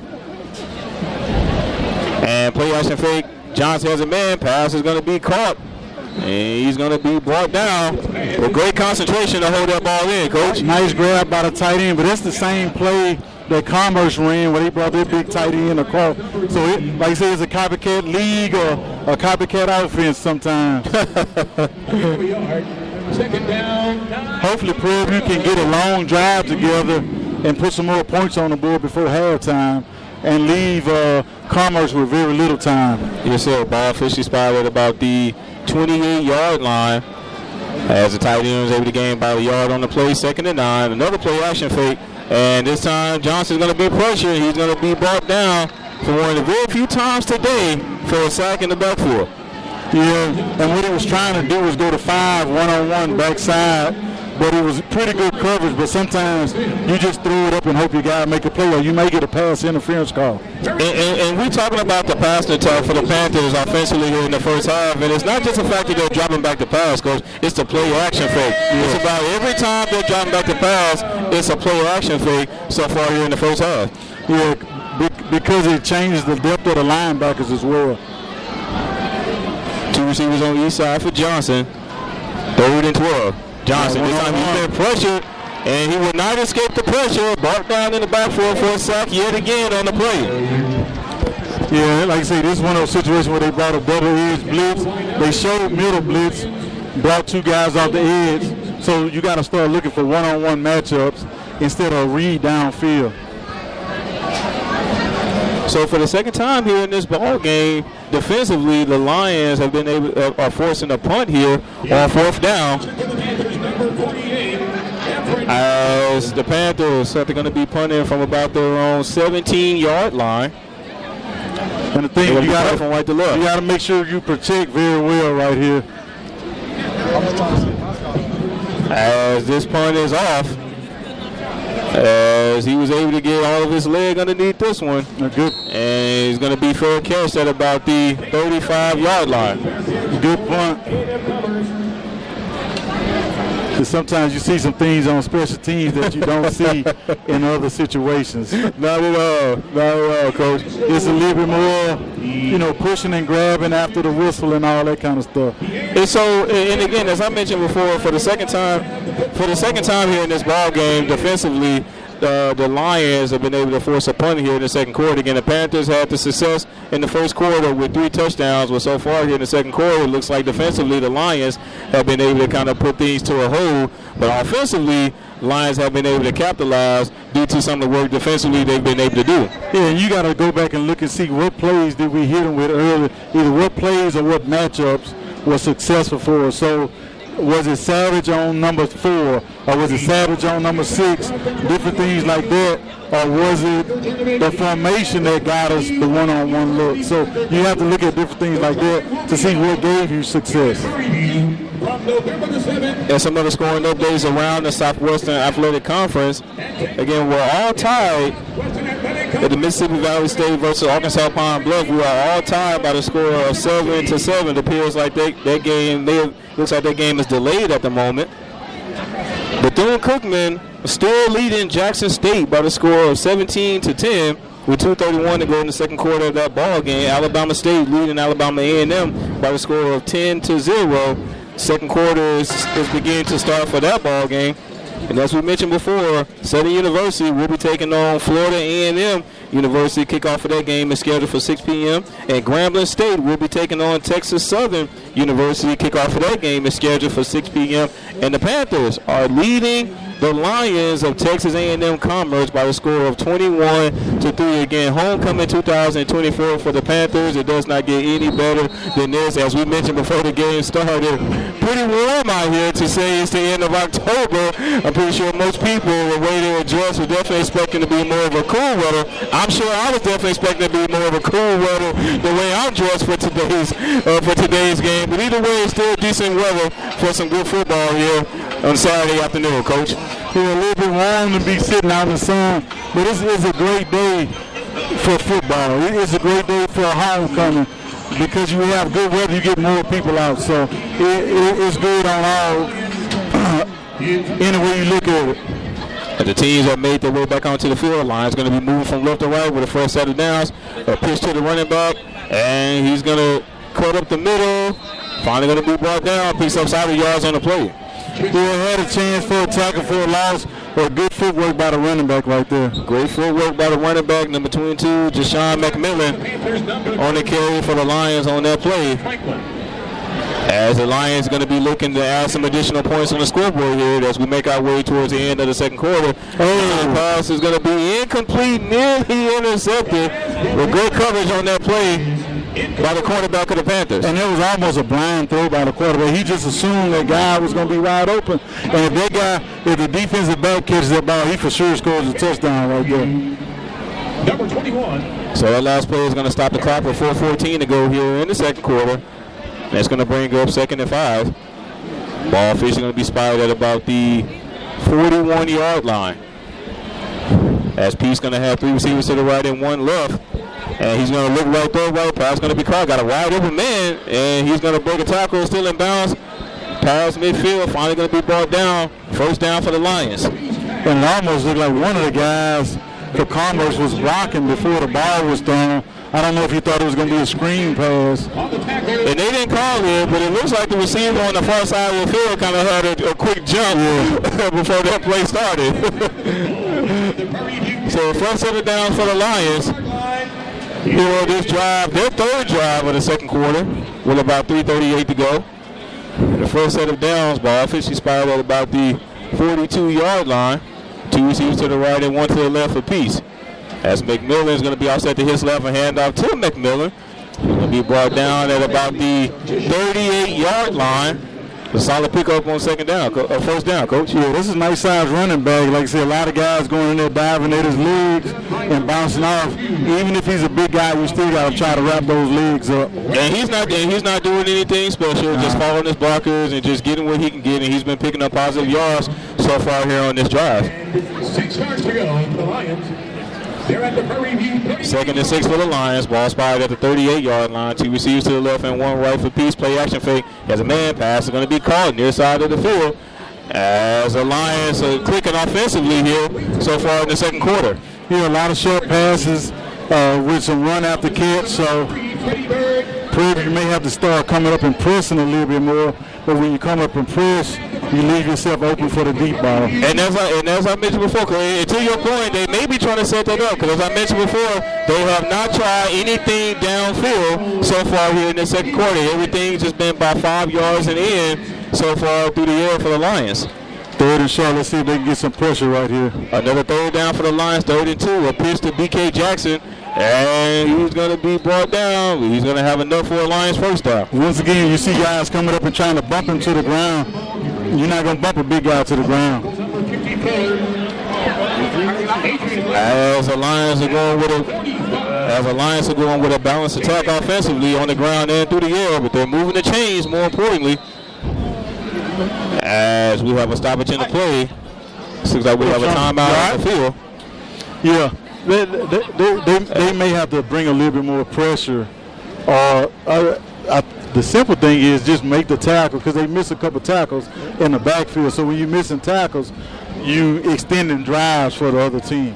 Well, and as we mentioned before, the Panthers defensively haven't put in any blitz packages. So any pressure that they've been getting on Peace so far in this ball game has been due to the pressure the defensive line has been putting on the offensive line of the Lions. It appears that offensively, the Lions are not trying to take that. They could be set them up.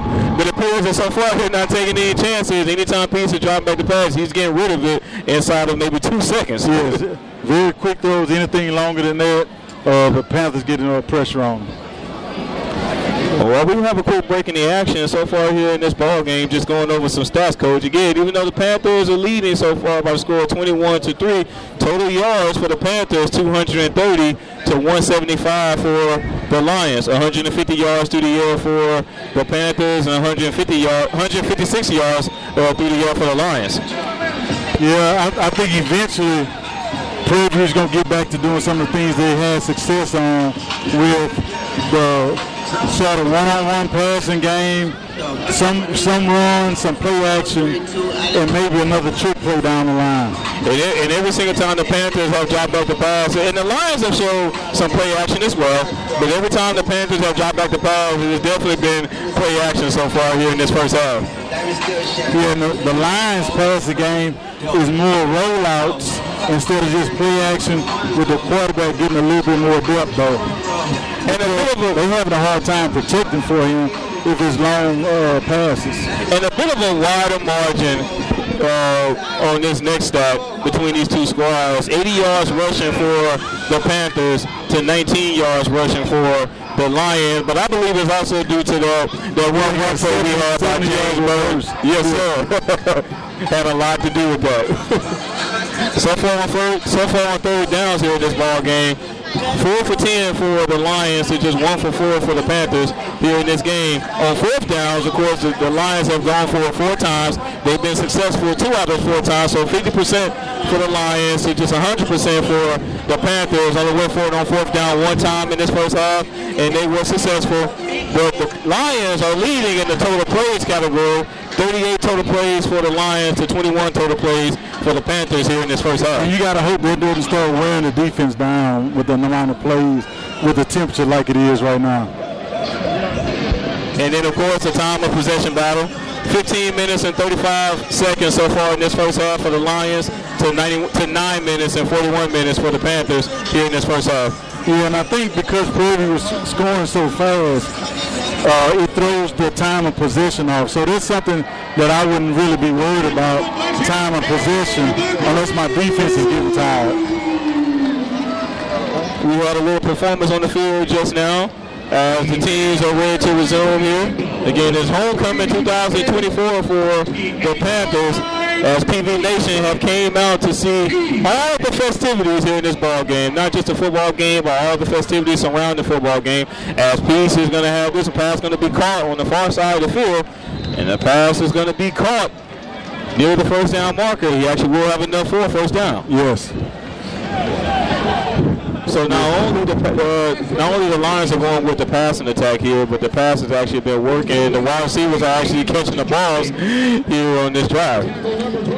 No drop balls so far in this drive, Coach. No drop balls. Easy reads for the quarterback. Nothing over the middle of the field. Everything outside the hashes. Lions are knocking on the door here at the end of the second quarter. Another pass. And it looks like this pass is going to be intercepted by the Panthers. So I stand corrected, Coach. Hey. So I stand corrected. Look, I always tell people, my senior year, I may have had 8 interceptions.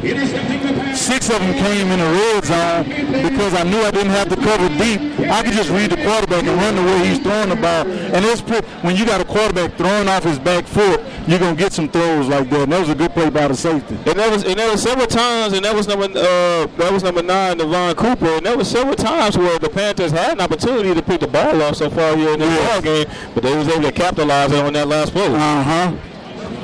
They were right there a couple times, just didn't get it.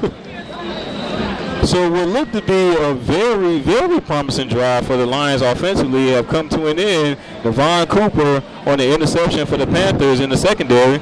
And they now have this one that they're on 3-yard line. Yeah, I would expect a blitz by Commerce to try. Yeah. Blitz to try to force Prairie View to maybe pull the ball or have a bad exchange. And they look like both teams are playing for the get to halftime. And they just went with a run on first down, and to your point, just trying to get a halftime, and more importantly, just trying to get away from their goal line as much as possible. Yeah, I might even think about taking a knee to keep from having a bad exchange or a fumble. I wouldn't get a ball back to them no more for the end of this second quarter. And they're going to go with a handoff again on second down. So face mask on defense. So now all that goes out the window because you don't have enough timeouts to stop the clock. Personal foul charge against the defense, face mask. So it's going to move the change, get the Panthers a little bit more breathing room. But again, with about 35 seconds to go, likely the Panthers offensively are just going to try to play it safe and go into halftime here in this ball game. Again, the Panthers did get the ball to start this game, so the Lions will be receiving it to start the third quarter post halftime. Oh, I went. So they still going to take the timeout because they called it before they noticed the penalty. Hey, one of you guys. So we have a timeout on the play. They're going to take the timeout, and when the teams return, it'll be about 35 seconds ago here in the second quarter. Again, the Panthers on top of this one by a score of 21-3, and we'll keep it right here. And Andre Davidson with you alongside Coach Heiss Northern. It's been all Panthers so far here in this ball game. And the Panthers able to put up 21 points in the first quarter. Wasn't able to score here in the second quarter. The defensively for the Lions came alive here in the second quarter. As the Panthers haven't put up any additional points on the scoreboard, it looks like they're going to take a knee and knee this one down. And that will take us to the end of the first half here from Blackshear Field, Coach.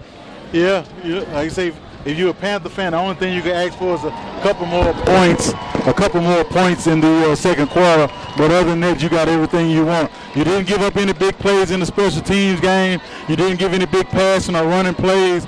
You're getting home with your defensive line, and you scored some points. So now not much more you can ask for.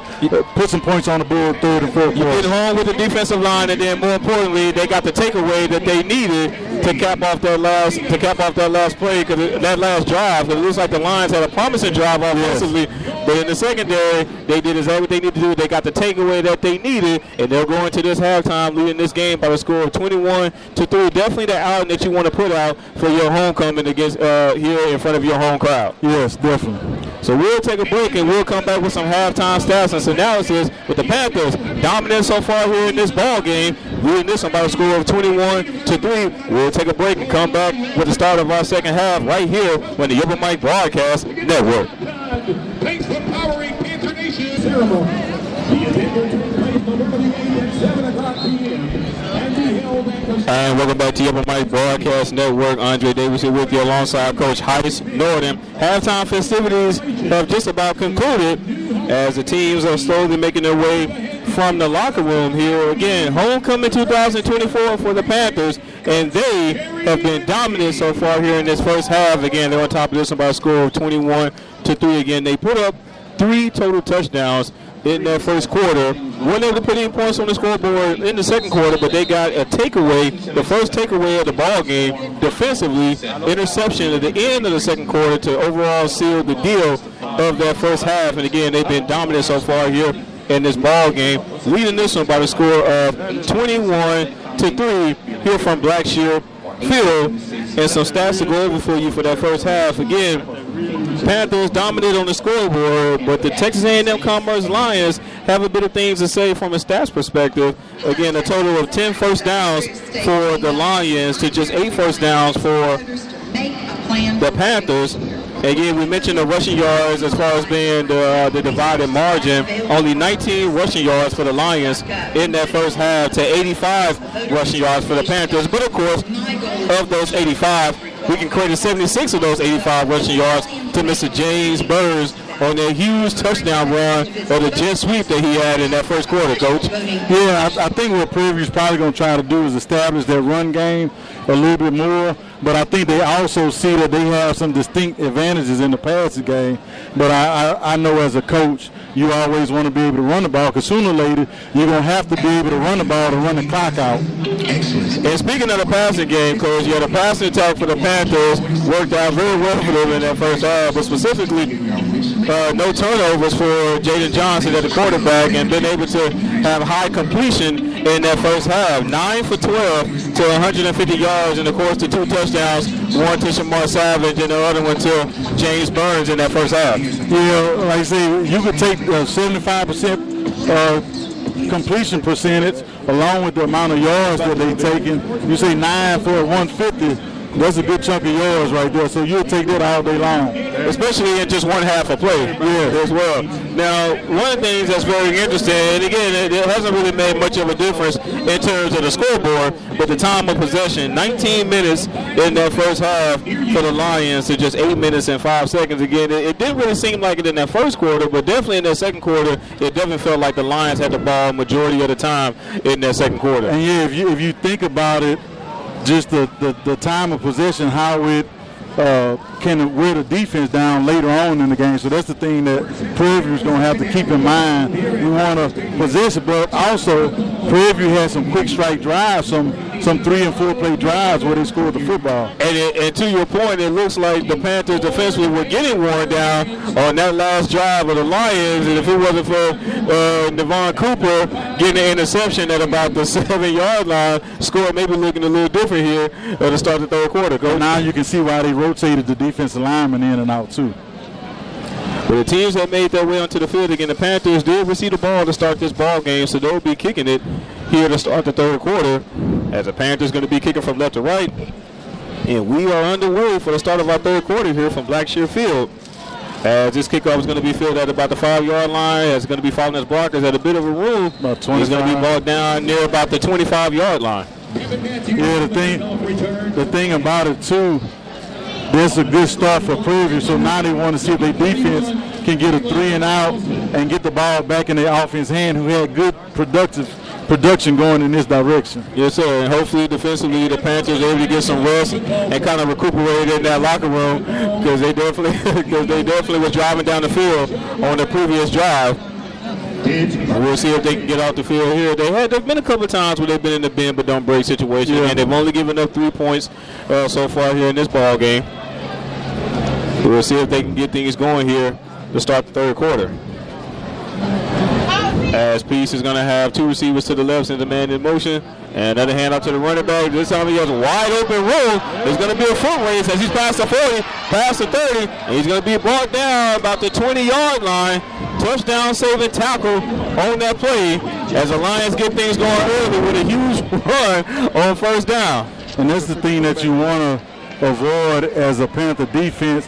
They had a safety that was right there, just missed the tackle.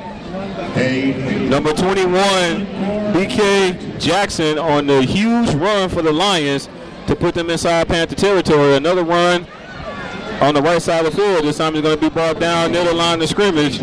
Number 0, KJ Shanko on the carry for the Lions. It looks like we got a defensive lineman down on the field.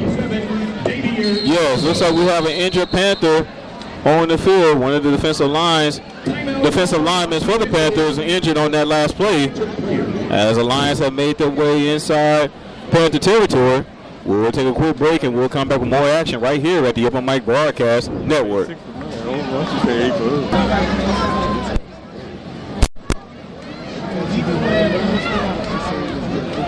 And welcome back to the Upper Mike Broadcast Network. The injured Panther was actually number 13, the free safety, Cameron Franklin. It looks like he was able to jog off the field. So play will resume here on second down. Another handoff to the running back, KJ Shanko. Nothing doing on that play, so another third down coming up here for the Lions on their opening drive of the third quarter. And let's see if the Panthers defense adjusts to this 3rd and 5. Thought it should be a 3rd and 5 where all they're doing is running a stick route. See if they come up and press a little bit. 3rd and 5 coming up for the Lions. 2 receivers to the left and 1 to the right for Peace. So we got 13:22 to go here in the third quarter. Ball spotted at about the 15-yard line. And a pitch to the running back. And he's going to try to bring this one around on the far side of the field. Brought down near the first down marker. And right on cue, we have 4 defensive linemen coming in substitution for the Panthers. as it looks like they're going to say he had enough for a first down. So now first and goal for the Lions. They didn't measure for that. Not at all. As it looks like he may have been about a half a yard shy of the first down based on where he went out of bounds. But they gave him the first down, so now first and goal. Ball spotted at about the 10-yard line. This time the quarterback is going to keep it himself, and he's going to dive forward. Picks up about 4 yards on the play. Yeah, it looked like the cornerback came inside a little bit, and the quarterback pulled it and went outside of between the defensive end and the linebacker. And speaking of the quarterback, it appears that the quarterback took a nice little shot on that play. He got up limping on that last play, but he's going to stay in the game. Yeah. One of the things that we haven't seen so far here, they've been going with the read option, but we haven't seen the quarterback pull it in this ball game except for that last play. Second and goal. Peace, drop back to pass. He has a man pass going to be incomplete. But you can tell he wasn't able to do a three-step drop on that play, Coach. You can tell because of where he was shaking up. He had people around his feet, and he tried to throw the ball all on, and it was almost intercepted. Had he thrown it well, it probably would have been an intercepted pass. You can tell he's trying to get the feeling back in his leg. Yeah. As like you say, he tried to use all arm on that last play. This is a big down right here. Big down coming up, third and goal. Ball spotted at about the 6-yard line. Maybe look for some road routes up top. He sends a man in motion. He'll have 3 receivers to his left. As he drops back to pass, still can't hardly move, but he had a wide open man, incomplete. But again, he wasn't able to sit on that pass. This guy just hit 46 in the face mask. Wow. Ron Peace is incomplete. Pass is incomplete. He had number 17, Tyler Daniels, wide open on the slant route right here. But again, because he was shaking up on the previous play, he couldn't really sit on that last pass. Well, he tries to throw a lot of balls with all on and not. He doesn't speed his feet up. If he sped his feet up, he can make that throw. So the field goal unit for the Lions have come onto the field. Oh, this kick is up, and it is good. So the Lions able to add 3 additional points on the scoreboard. So if we're keeping count, Coach, we can say so that's been about a total of 3 big plays that the Panthers have given up so far here in this ball game. So 3 big plays, only 6 points to speak for. And if you take those plays out, they're gonna be punting the football. So I'm pretty sure, like if they had the pads down there on the field now, they can look and see exactly who was out of their gap and go right back to it, because Commerce is gonna come back to that play. Panthers put themselves in the bend but don't break situation defensively. 21-6 is now our score, still in favor of the Panthers. We'll take a break and come back with more action right here at the Open Mic Broadcast Network.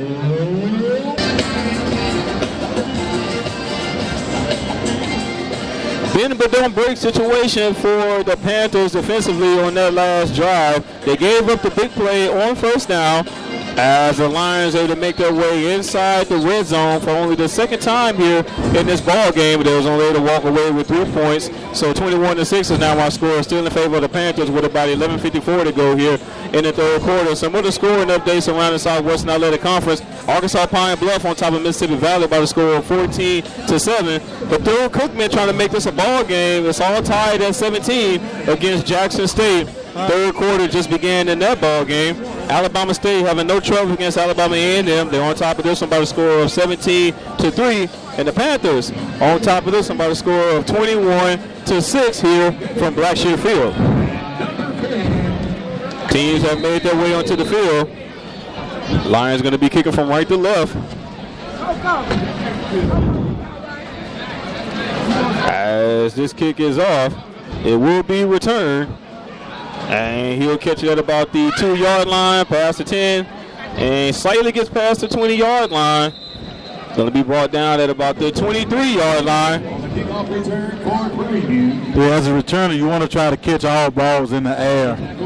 Letting the ball hit the ground, you never know where it's going to go. And that caused a slight little delay because he wasn't able to catch it in the air. I wouldn't be surprised if Commerce changed quarterbacks this next drive too. He was definitely, and they have the other quarterback, Rodriguez, who didn't start this ball game. But Peace definitely took a shot on their previous drive, and 2 plays in a row he wasn't able to sit under his passes. as they're going to go with a handoff to Connor Wisham on first down. Only gains about a yard on the play. Yeah, you got to get a little bit more knockback, or you got to get knocked back or knocked down on running plays. They got a little bit of knockdown, but not enough knockback off the ball. So 2nd and 9 coming up. Ball spotted at the 24-yard line, the 23-yard line. 3 receivers to the left for Johnson. Panthers go with a hard count as the Lions didn't budge on that play. So Johnson looks to the sideline to get the call, barking at the line of scrimmage. As Wisham's going to be offset to his left. Play action fake. As a man, pass is going to be caught, but nothing doing on that play. And remember, early in the game, they went to that same play, and you got a better block from the receiver, and the ball should have been thrown a little bit more outside of that guy. And great job to the outside linebacker, kind of reading it well on that last play and anticipating Jeremiah Ratliff to make the reception. But like I say, if you get a good block from the receiver, no matter what he does is wrong. So a 3rd down coming up, 3rd and long for the Panthers, 3rd and about 9 to be exact. With about 10:25 to go here in the 3rd quarter. 2 receivers to the right and 1 to the left. Lions are showing blitz. As Johnson dropped back to pass, he's been pressured. He's going to have to let it go. Pass going to be incomplete. Was trying to hook up with Shamar Savage, but he was hit immediately as that ball made contact. Yeah, you got to put a little bit more zip on it. He had a corner that was squatting out here. They rolled the covers to this side, so he didn't drop off like they were expecting him to. And Johnson had a little bit of room here on this right side. It appears that it looks like he was going to be rolling out the pocket, but he decided to stay in the pocket at the last minute to try to complete that pass. Yeah, he knew he had the crossing route, but he didn't see the cornerback squatting out here. So empty possession for the Panthers offensively. Their first offensive drive here in the 3rd quarter as the punting units have made their way onto the field. And it looks like we have 2 punt returners back there for the Lions. Yeah, this is one of the things you got to try to make sure you don't give them any momentum. So this point is off, and it will be called at about the 20-yard line. But he's going to have nowhere to go. Solid pursuit by the punt team of the Panthers. As that punt return came to an end fairly quickly. Great play by the gunner on there. Good punt by the punter. Great play by the gunner. Getting down, not letting the guy, because they had a wall set up, goodbye, not let him get to that wall out there. So it's going to be interesting possession for the Lions offensively here on this next drive. Again, only been able to put up nothing but 3 points here and there, but they've shown that, hey, we can make the big plays too here in this ball game. They've had 3 of them so far here in this ball game. And look like they have switched quarterbacks. Yes, too. sir. They've switched quarterbacks. So now it's going to be number 4, Will Madonna, as the quarterback for the Lions. Good job on the play. Nothing doing. Stretching it out. As he tried to stretch it, but the Panthers defensively were stretching right along with him, Coach. Yes, good job by the defense, making it go side to side instead of letting him find a crack in the front wall. On the tackle for and those plays, they can work. If you can find a crease, they can definitely work. But defensive doing what they're supposed to do and stretching it out won't really have much success offensively with those type of plays. 2 receivers to the left and 1 to the right for Madonna. He has a man pass, going to be incomplete. Nothing doing on that play. And the thing about it, we got to watch out for the lineman downfield, but it's the same play they've been running, trying to get a little rub action and getting the ball to the flats. That's an easy throw. If you know all of their passing plays, nothing has been in the middle of the field. Will Madonna, first pass attempt here in this ball game, incomplete. Big 11 coming up. 3rd and long. So we'll see if the Panthers offensively can get off the field here on this 3rd drive, on this 3rd down, to get the ball back to their offense. 2 receivers on each side for Madonna. Madonna, back to pass. He's looking for a man, and the pass is going to be intercepted by the Panthers. And he's still on his feet. Spins off one defender. Or down near the 30-yard line.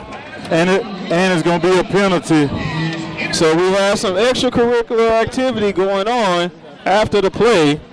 And the thing about it, it's been a lot going back and forth with that guy and a couple of the defensive linemen. So it might be one of those plays where you say, look, if we get an interception, we're going to get him. Unfortunately, it was way away from the ball.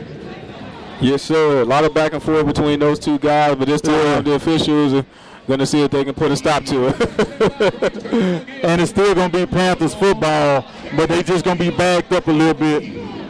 So it's probably going to be the Panthers football on the 45-yard line. Instead of to about the 30-yard line where they originally would have had it. Bryce Turner on the interception for the Panthers. His second interception so far here for this 2024 campaign. It was actually a tip ball, and Bryce Turner was at the right place at the right time, Coach. Yeah, so they call holding instead of Interesting. Holding against Prairie View on the return. And it It was down there on the ground over there. Huh? They was over there on the ground holding that guy down. of scrimmage. so they actually marked it wrong, but you'll take that as a Panther. So it's a holding penalty charge against the Panthers. The ball is actually going to be at the 39-yard line. But either way, the Panthers will have a fresh set of downs here, their second drive offensively here in this third quarter. And you get a first down, you're pretty much in field goal range. So the second takeaway for the Panthers here in this ball game. Yes. Ball spotted at the 39-yard line. Johnson's going to have two receivers to the left as he sends a man in motion. And handoff to the running back. Had a solid crease up the middle for some positive yards on the play.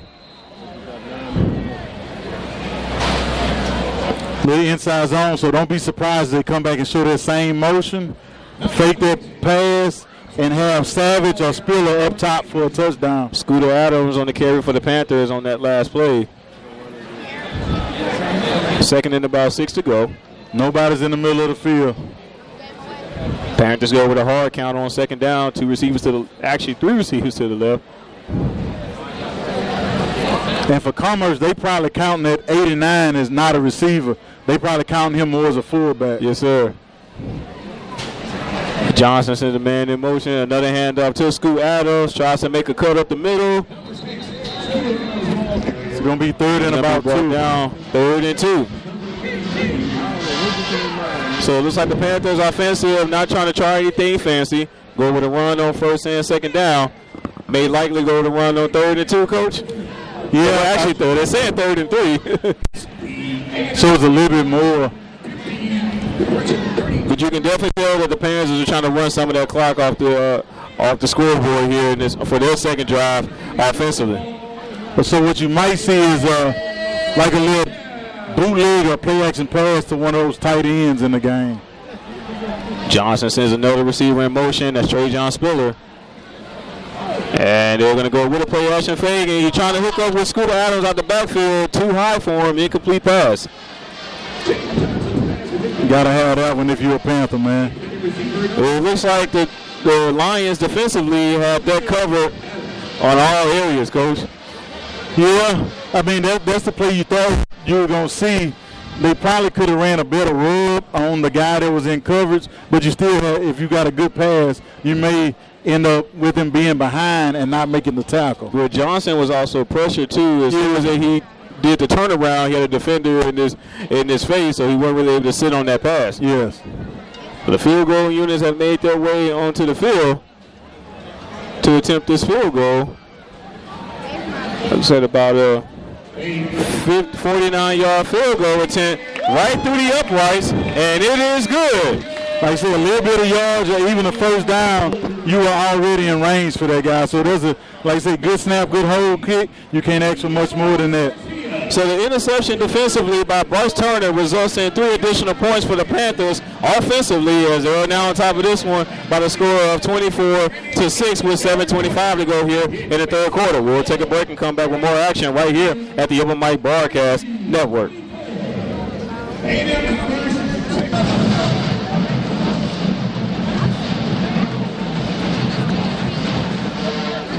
And welcome back to the Open Mic Broadcast Network. Andre Davis alongside Coach Heiss Northern. The Panthers on top of this one by a score of 24-6. We got 7:25 to go here in the third quarter. And again, Coach, 2 takeaways so far here in this ball game, and they all have come on drives where it appears to have been promising, offensively for the Lions. And just when the Lions feel like they have the momentum offensively, the Panthers just snatch it right underneath them. They've done it twice so far here in this game. And a lot of it is because of the pressure that they're getting on the quarterback.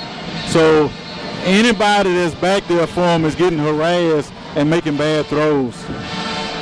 And in this particular case, it was the backup quarterback, Will Madonna.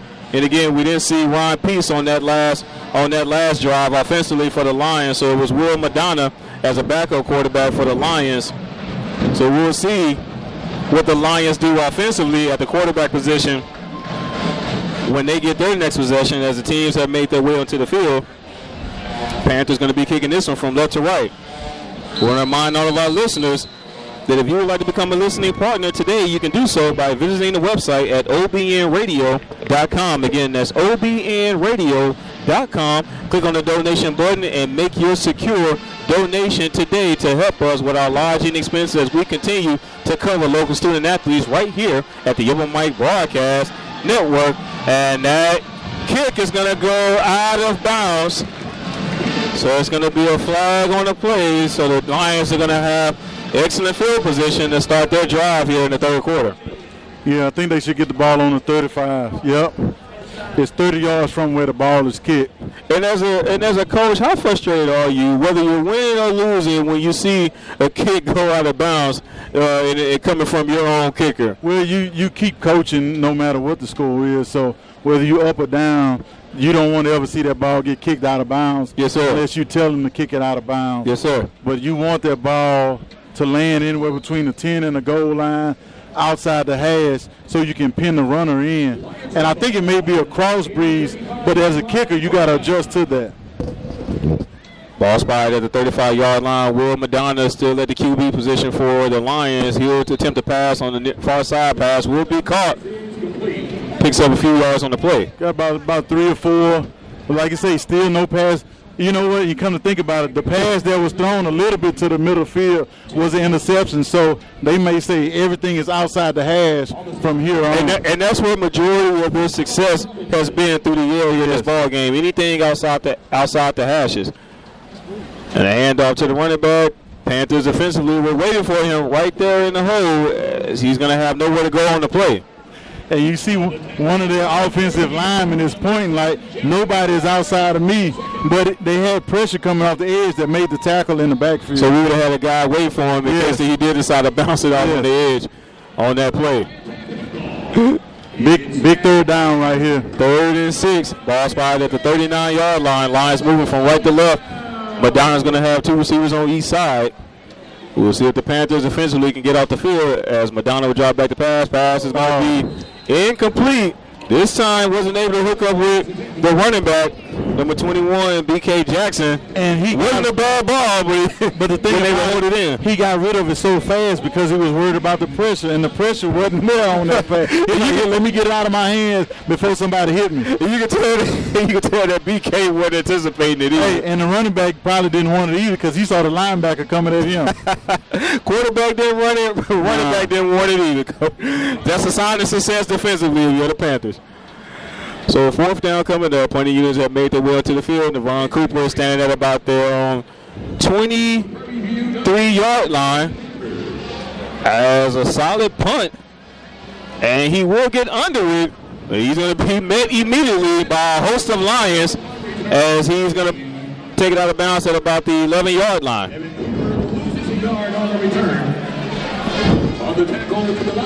So that's where the Panthers are going to set up shop here.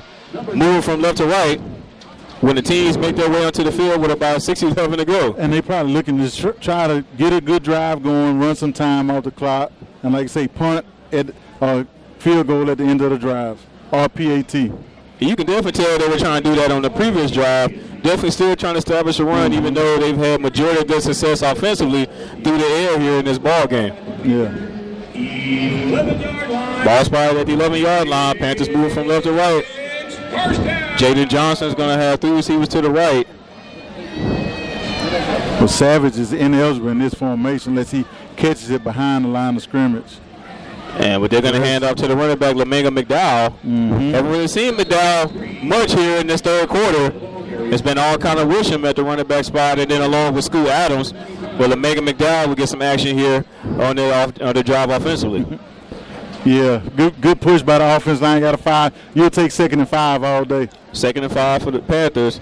Ball spotted at about the 15-yard line. 3 receivers to the right for Johnson. Another handoff to McDowell. He makes one cut, makes the defender miss. And he's going to be brought down. Picks up a first down for the Panthers. And this guy, and this running back McDowell, I mean, he just runs aggressively, runs with a chip on his shoulder just about every time he gets a ball. Coach. Hey, when you don't get that many carries, sometimes you got to make the most of the ones that you get. You can tell because he runs angry every time he gets the ball. First set of downs now. Ball spotted at the 25-yard line. This time a play action fake has a wide open man down the field. Pass going to be caught near midfield. The big man is rumbling, and he's finally going to be brought down past the 20-yard line inside Lion territory. But see, that goes back to the eye candy moving Savage.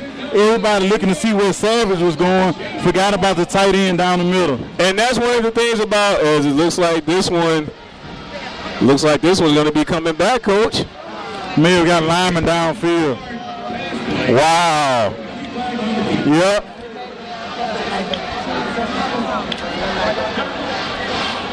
Ineligible receiver downfield, Coach. That is unfortunate. And man, you'll see games all day where it's linemen way downfield. That's And that's when you hear the call, it's like it happens just about throughout the course of a ball game. So when you get the call, it's like yeah. But to your previous point, Coach, it just goes to show you how important it is to have your playmaker on the field. Yeah. Even if they're not getting the ball, defensively, you have to account for that guy. You got to. And that's one of the things Coach McDowell talks about on the Open Mic Network. Yes, sir. Was it Tuesday, I think? But that's something that coaches think about all the time. So instead of a huge gain, it's going to be 1st and 15 for the Panthers. Johnson still has a wide open man. This time it's James Burns, and Burns will turn on the Jets. Past the 10, the 5, touchdown Panthers. No legal lineman downfield on that one. But you can see it from the beginning of the play. Once the first guy went inside, he was one-on-one, and not a lot of safeties. Less more cornerbacks can run with that guy. James Burns turns on the Jets yet again for his 3rd touchdown here in this ball game. I believe we call that the hat trick, right, Coach? Hey, he might get a little bit extra food or something at the tailgate tonight. I don't know if he's old enough to drink, but he might get a bill too. I don't know. And look, I used to tell guys when I was coaching here, I don't care if you with your mother, your father, your wife, or whatever. If you see me and you got a drink in your hand, you better put it down. And I used to tell him, if you see me with a drink in my hand, don't say anything to me. Hey, Coach, if I got a drink, you don't know me, right? Hey, just keep on walking. Don't say nothing to me. As they say, mind your business. Yeah, mind your business. Well, James Burns is having himself a day here. Hey, a homecoming 2024, Coach. If you win this game, he going to get some extra chicken on Monday or whatever. He going to get a little extra. I know we still got one more quarter to go. The game ball definitely goes to that young man. He is having himself a day as the Panthers are now on top of this one by a score of 31-6 with 4:22 to go here in the 3rd quarter. Keep it where you got it. We'll be right back.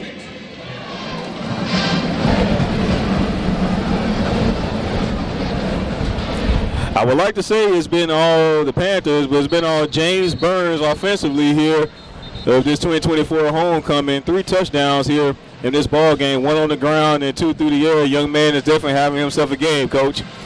Hey, man, you can't beat what he's doing, This one he going to remember forever, a 3-touchdown game. It's like a DB having 3 interceptions in one game, hitting 3 home runs in baseball or something. So this one he ain't going to never forget, trust me. With 4:22 to go here in the 3rd quarter, Panthers on top of this one by a score of 31-6. The teams that made their way back onto the field, Panthers going to be kicking this one from left to right. As the Panthers are doing everything they need to do after being shut out in the 2nd quarter, the Panthers are doing everything they need to do offensively and defensively here so far in the 3rd quarter of this ball game. And you notice they switched where they were kicking the ball off because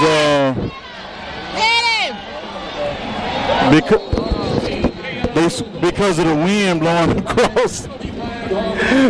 And we saw one flag on that kickoff return as he brought it back to him. Anytime you see that, you know it's going back. So yes, we definitely saw the flag, but it looks like he was hit a little late out of bounds. I thought we was going to get it. It looked like they definitely called a flag. The flag for holding back there, though. Yes, sir. So you only thing was there, you just wish the flag was further back that way. To back him up a few more yards. Because I'm pretty sure that's not where the holding took place. It probably took place closer to the 30-yard line. But even safe to say that, even though they only put up 6 points here in this ball game, offensively the Lions have started their possessions in pretty good field positions so far here in this game. But you got to give credit to the kickers for trying to pin them deep as possible so far in this game. And the coverage, because their ball is going to hang up, so they give your coverage team more time to get down there. Empty backfield for Madonna. Once again, pass going to be caught, but again on the outside of the hash. And they just running a little road route because the outside receiver is running far enough up. What Prairie View might try to do is what we call a trap defense, is let the corner take the outside guy, let the safety take the vertical guy. So it's been about the opposite in the passing game. Yes. For the Panthers, everything has been wide open in the middle, whereas for the Lions, they only been able to get success on the outside the hashes through the air so far in this game. Another empty backfield setup for Madonna. Drop back the pass. Another man. Pass going to be caught again. Get him down. And wasn't able to bring him down. Finally going to be brought down with some additional help in the secondary. And he was able to catch that near the first down marker. He's going to be about a yard shy of the first down. It's going to bring up 3rd and 1. And then the other thing, he held him up long enough to give the other guys time to get there. So like I said, I wouldn't be surprised if Prairie went to a straight cover 2 or some press man. Empty backfield setup on 1st and 2nd down so far offensively for the Lions. This time Madonna's going to have 2 receivers to the right and 1 to the left. You see they brought 22 back in. As they tried to go with a hard count, play action fake. Madonna's going to be pressured. Pass is going to be incomplete. So yet again, Coach, pressured in the backfield. Madonna tried to get the ball out of his hands quickly. Tight end wasn't ready for it. And I wouldn't be surprised. I thought they were going to go for it. Yep, they are. Well, offense will remain on the field. It's like they had about 1 guy substituting out. Yeah, maybe tell the defensive line, watch it. The other thing is, it looks like there was some confusion. It looked like one of the guys for the Panthers are trying to substitute in the game, but they're going to keep him on the sideline. But the thing about it, they have to hold up the offense if the defense is trying to substitute. So 4th and 1, hand off to the running back. It's going to be super close. Looks like he'll have enough for a 1st down.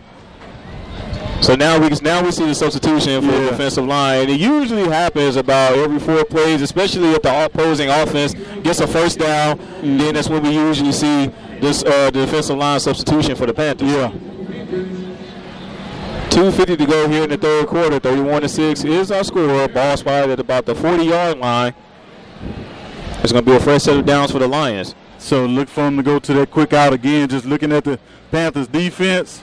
As they're showing the same thing. They're showing empty yet again, Coach. Finally over the middle of the field. Slant route pass is going to be caught for another 1st down for the Lions. One of the very few completed passes, to Coach's point, in the center of the field for the Lions here in this ball game. But if you notice, even on that pass, he jumped and threw that ball. His feet wasn't very set for him to throw that ball. Lions are trying to pull out all the stops offensively. Another empty backfield setup. And they're going to try to look downfield. Pass is going to be caught. And he will walk in for a touchdown for the first time here in this ball game. Hit him with a double move. And he had a little bit more time. The defense line was running a stunt, and they didn't get the penetration on the stunt that they thought they were going to get. Number 83, Sean Steers, on a touchdown reception for the Lions here late in the 3rd quarter with 2:05 to go. Luke Jackson. And as Coach mentioned, not really much success with the exception of that drive. Not really much success through the air in the center of the field for the Lions. A defensive back got hit with a double move as the snap is down, and it is good. So 31-13 is now our score, still in favor of the Panthers. But safety on that play got hit with a double move as the tight end was able to capitalize with a touchdown on that last play, Coach. Yeah, like I say, a little bit more time than usual. All the routes you think that they've been running have pretty much been shorter routes. So when he showed the same dig route that they just completed, when he showed the dig, the safety broke down, and then he just went back vertical on him. And they actually tried that play early in the ball game, and they actually had success. It didn't result in a touchdown like that last play, but they actually had success doing that play back in the first quarter of this ball game. Yeah, and they may have saw something in Preview's empty coverage that made them say, well, let's go back to empty and see if we get that same coverage. So Preview may go more quarters or cover 2 instead of almost like a match man type of deal. The teams are making their way back onto the field. Lions are ready to kick this one off, kicking from left to right. We got about 2:05 to go here in the third quarter. Now, is it safe to say, Coach, when the Panthers get the ball offensively, that they'll try to, if possibly, run out these last 2:05 here this third quarter, try to take it to the fourth quarter without giving the ball back to the Lions? Nah, I'm going to just try to score as fast as I can. As Devon Cooper is going to break one tackle at the 10, finally going to be brought down at about the 19-yard line. It's almost like he's a step away. One guy getting through, causing all the disruption for the return team. So that's where the Panthers are going to have their next possession here in the third quarter. And to your point, Coach, you say you're going to try to not only score, but you're going to try to score quickly if you're the Panthers here on this drive? Scoring and scoring. I don't worry about the clock until the last 4 minutes of the game. There you go. 1:56 to go here in the third quarter as Jaden Johnson and company trots back out onto the field. Johnson's going to have one receiver on each side.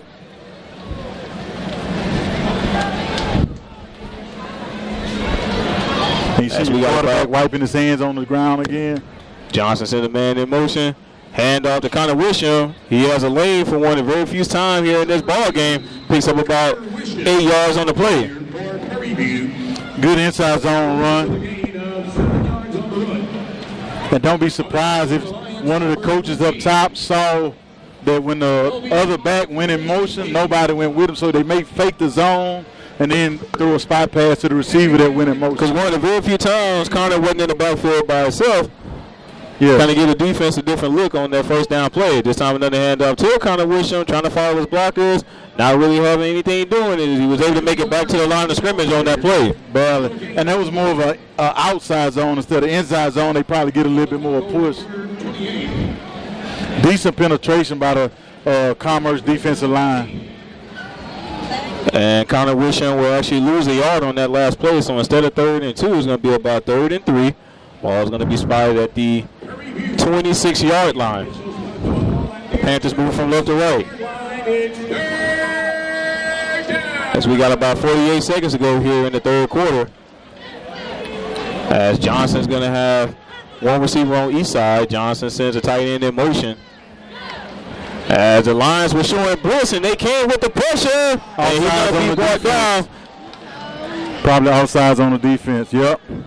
And we do have a flag on the play, flag on the far side of the field. The outside blitzer was in the backfield almost before he caught the ball. And he tried to time it perfectly, and he definitely went over the line right when he snapped the ball. So Preview may decide to let this quarter run out. That was a big call because if they don't call it, it was going to be 4th and about 15. So instead of 4th and 15, due to the offside penalty charge against the Lions, Panthers going to have a fresh set of downs. Ball now spotted at the 31-yard line with about 30 seconds to go. And to Coach's point, the Panthers are going to probably want one more play. So they set the play clock to 25 instead of 40, so they have to run a play. Yes, sir. And this last play will take us to the end of the third quarter as Johnson was trying to get the call from the sideline. He's going to have one receiver on each side. And a simple handoff to Connor Wisham. And he tried to bounce it to the outside, but he's going to lose yards on the play. And that's when he had the kickout block, and you're taught to run to the blocker's butt. And he ran across the blocker's face. thought he was going to beat him outside, and unfortunately he couldn't. And sometimes as a running back, you know, you won't be able to break it every single play. Sometimes you're going to have to get what you can get. So our last play is going to take us to the end of the third quarter here from Blackshear Field. Homecoming 2024 Panthers for 3 quarters have got things done so far here in this ball game. 1 more quarter to go. They're leading this one by a score of 31-13. We'll take a break and we'll be right back.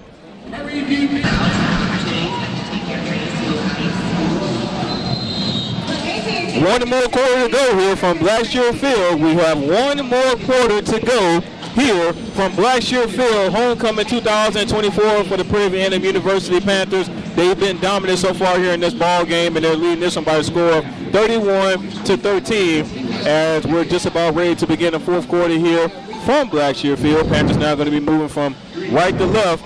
1 more quarter to go, Coach. What's the message in the huddle for the Panthers with 1 more quarter to go here for homecoming? Let's finish this thing off the right way, guys. As simple as that. Offense, let's get some first downs together. Defense, let's not give up any big plays. And sometimes you don't have to complicate things. Sometimes it's just that simple. But the teams are ready to make their way back onto the field. It's going to be 2nd and 13 for the Panthers. They'll now be moving from right to left. Had some scoring updates around the Southwestern Athletic Conference. We're all tied at 14. Mississippi Valley State versus Arkansas Pine Bluff. As Johnson's going to have 2 receivers to the left. Sending Trey John Spiller in motion. Play action fake. And he has a man. Pass is going to be caught. And he's going to be past the 30-yard line. Huge gain on that play. So it's going to be LaMega McDowell on the reception for the Panthers out the backfield.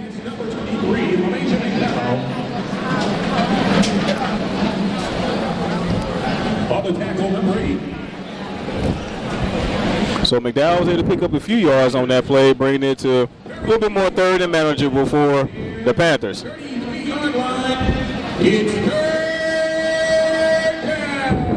As just see if they bring a little pressure right here.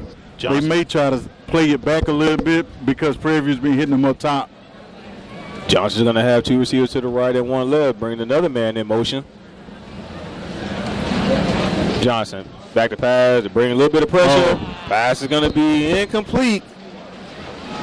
He had a little bit of an alligator on, but he had Savage coming open. He had Savage open. He was trying to hook up with Scooter Adams. And that may have been one of those, let's take this first instead of a high-low read. This is his primary read, but he tried to speed that one up, and the receiver wasn't too comfortable trying to catch that one. Yes, there's an empty possession offensively for the Panthers. Going to bring out the punting unit.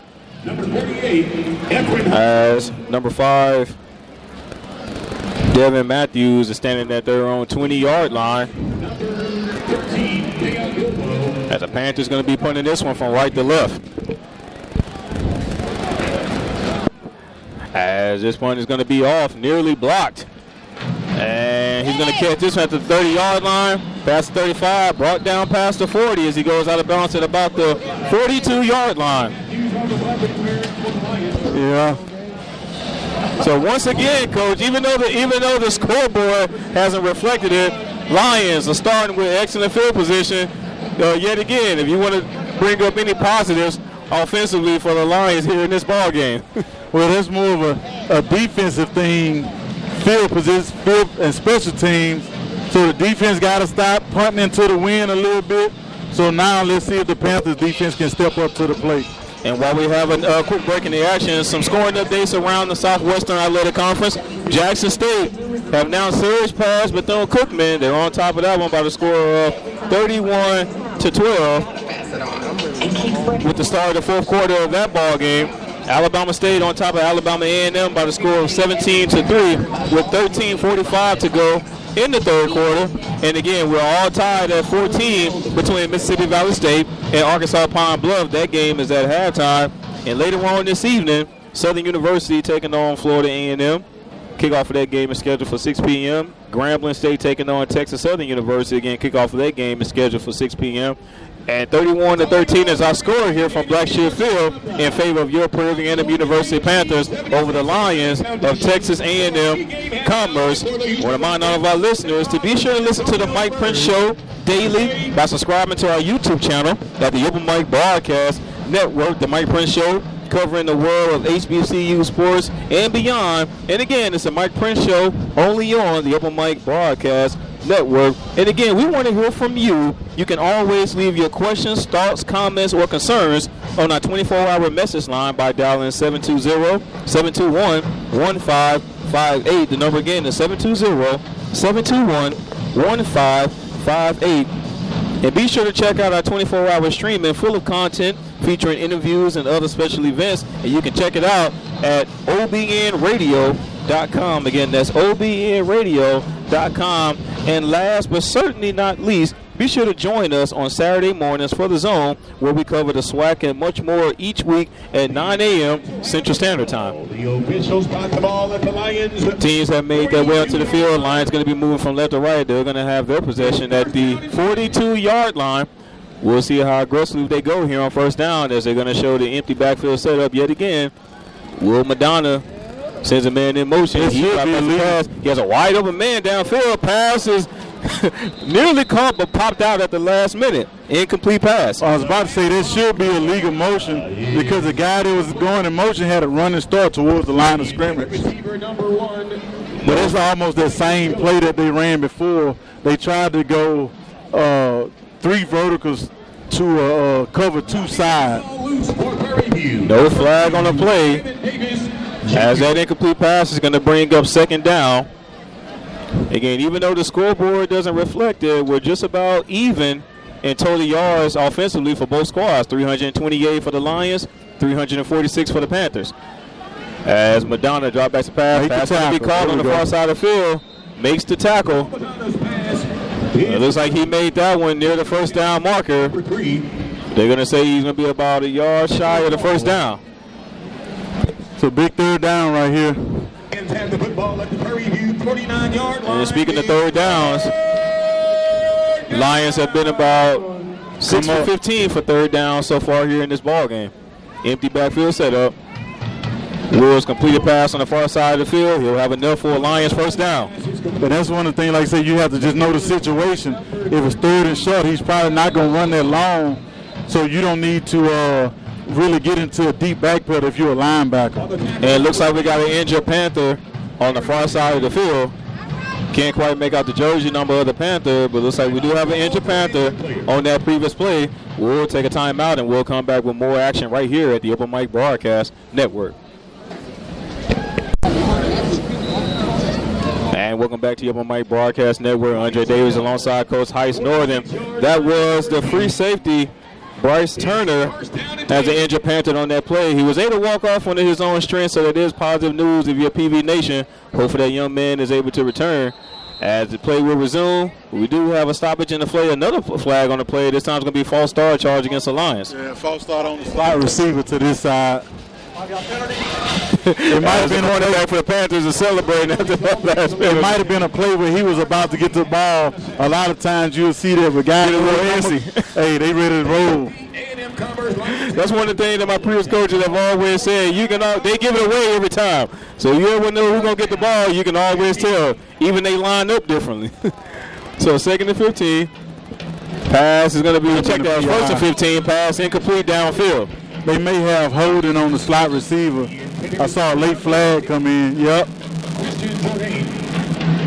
But that's one of those ones, if you're going to call it, call it. You don't let the guys on their sideline call it. And then that's the bad thing about it. It was 1st and 15. So the Panthers giving those yards back and then some due to their holding penalty charge against the Panthers. Ball now is going to be spotted at the 41-yard line of the Panthers. Lions moving from left to right. Empty backfield setup. 5 receivers on the field for the Lions. As Will Madonna's being pressured, but he was able to escape the pressure. Breaks a few tackles. Finally going to be brought down. He picks up some positive yards on first down, something we really ain't seen in this ball game. Yeah, you hadn't seen him use legs, but that's a good opportunity to use it right there. Number 22, It may be too early, but it looks like Will Madonna may have settled in just a little bit. Still not completing passes downfield, but he was able to pick up some positive yards on first down. Madonna dropped back to pass. Incomplete, but it looks like we have another flag in the secondary. This one likely going to be charged against the Panthers yet again, Coach. Well, it looked like one of them, the guy tried to run a double move, and he ran right into the receiver. I don't know what the one is way on the sideline. And that was on number 7, Jeremiah Harris, the linebacker, but he's indicating that there was some pushing offensively for the Lions. So it may be offset. He's claiming that he was getting pushed as well. Yeah, they're going to get that one to the defense in the middle of the field probably, because that's where the ball was thrown. And so far, the same double move. I'm sorry. We've been seeing a lot of yellow laundry here in the second half, specifically in the fourth quarter, but we're just about even in the penalty category. 4 penalties for 35 yards for the Lions, 4 penalties for 25 yards for the Panthers here in this ball game. And it's a relative clean play game if you think about it, because it's golly. Number 2, first and 5, unnecessary roughing. Number 21, penalties decline. The holding is decline. Personal 5, roughing the passer. Defense, number 0, 15-yard penalty enforced for the previous spot. Automatic, first down. Well, somebody hit him. I didn't see anybody hit the quarterback, to be honest with you. So there was 4 total penalties on that play, all charged against the Panthers. I thought he was about to run out of penalties. He kept naming just about everything you can possibly name, Coach. Yeah, I thought one of them was going to be on offense out there, but this is where Prairie View defense been standing up all game, so see if they could do it again. So the Lions are now going to have a fresh set of downs inside the 20-yard line, where ball fishing going to be spotted at the 21-yard line, as we have another stoppage in the play. Another flag on the play. And as Coach mentioned, there had been a clean ball game so far here in this game, with the exception of this fourth quarter. The referees weren't ready to officiate. Man, you got to be kidding me. So false alarm, no foul on the play. As this play is going to resume at the 21-yard line. Calling for the snap. There's no way he could say they wasn't ready for play. Lions have the good call at the Prairie View 21-yard line. Yeah, that's some cone, as they say. First and 10 for the Lions. Ball officially spotted at the 21-yard line. Will Madonna is going to try this one in the end zone. Pass is going to be caught in the end zone, but we do have another flag on the play. My goodness. Flags are flying everywhere here in this fourth quarter. As it looks like this flag was thrown right when the ball was released in the air. But one was an offense, one was outsides on the defense. I don't know if the other was holding on the defense. Or either way, the Lions are going to decline the penalty and take the touchdown, as we already see the substitution with the change of the extra point team. 21, that penalty decline. Pass interference, number 21. That penalty decline. Results of the play, touchdown. How you call pass interference on a... So 2 penalties in a row, both charged against the Panthers. The Lions able to capitalize with a touchdown here in the beginning, here in the fourth quarter. As the extra team unit has made their way onto the field to try this extra point. And normally when you have a defensive player, especially a cornerback that's offsides, the referee will let them know, like, hey, you need to back up. So 2 touchdowns in a row that the Lions were able to put on the scoreboard, Coach, as we're still looking at 31 for the Panthers. Now, if you're the Panthers, how aggressively do you go offensively when you get the ball, given the fact that the Lions have been able to put an additional 14 points on the scoreboard? Well, you just try to keep playing. You got to score. You know, you're not worried about running time off the clock with 11 minutes left in the ball. Too much time to try to run time off the clock. Your goal right now is to score and make it it's already a 2-score game. You want to make it to where they need 2 touchdowns and a field goal, not a touchdown and a field goal. two touchdown ball game. The Lions are trying to come alive here in the fourth quarter. 31-20 is now our score, still in favor of the Panthers with 11:49 to go.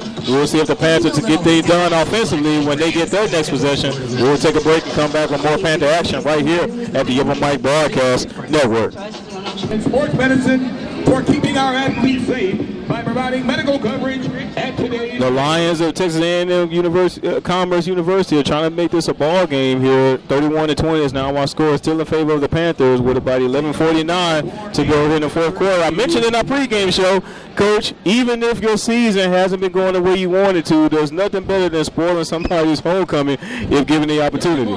Yeah, like I say, it'll be big for them. Just, you know, they only won one game, so to win at somebody else's homecoming, it's like 2 wins. That's like equivalent to 2 or 3 wins. Yes, sir. Teams have made their way back onto the field. Lions going to be kicking this one from left to right. We'll see if we can get a solid return here by Nevon Cooper as he feels at about the 5-yard line. Tries to follow some blockers. He's going to be brought down near the 20-yard line. He's getting some good hang time, so that gives their kickoff team enough time to get downfield. Yes, sir. Number 9, Nevin Cooper on the kickoff return for Prairie View. So that's where the Panthers are going to set up shop here for their next drive offensively with about 11:42 to go in the fourth quarter. The Prairie View Panthers have had major success through the air so far here in this ball game, particularly in the center of the field. We'll see if the Panthers will try to target the center of the field here offensively on this next drive.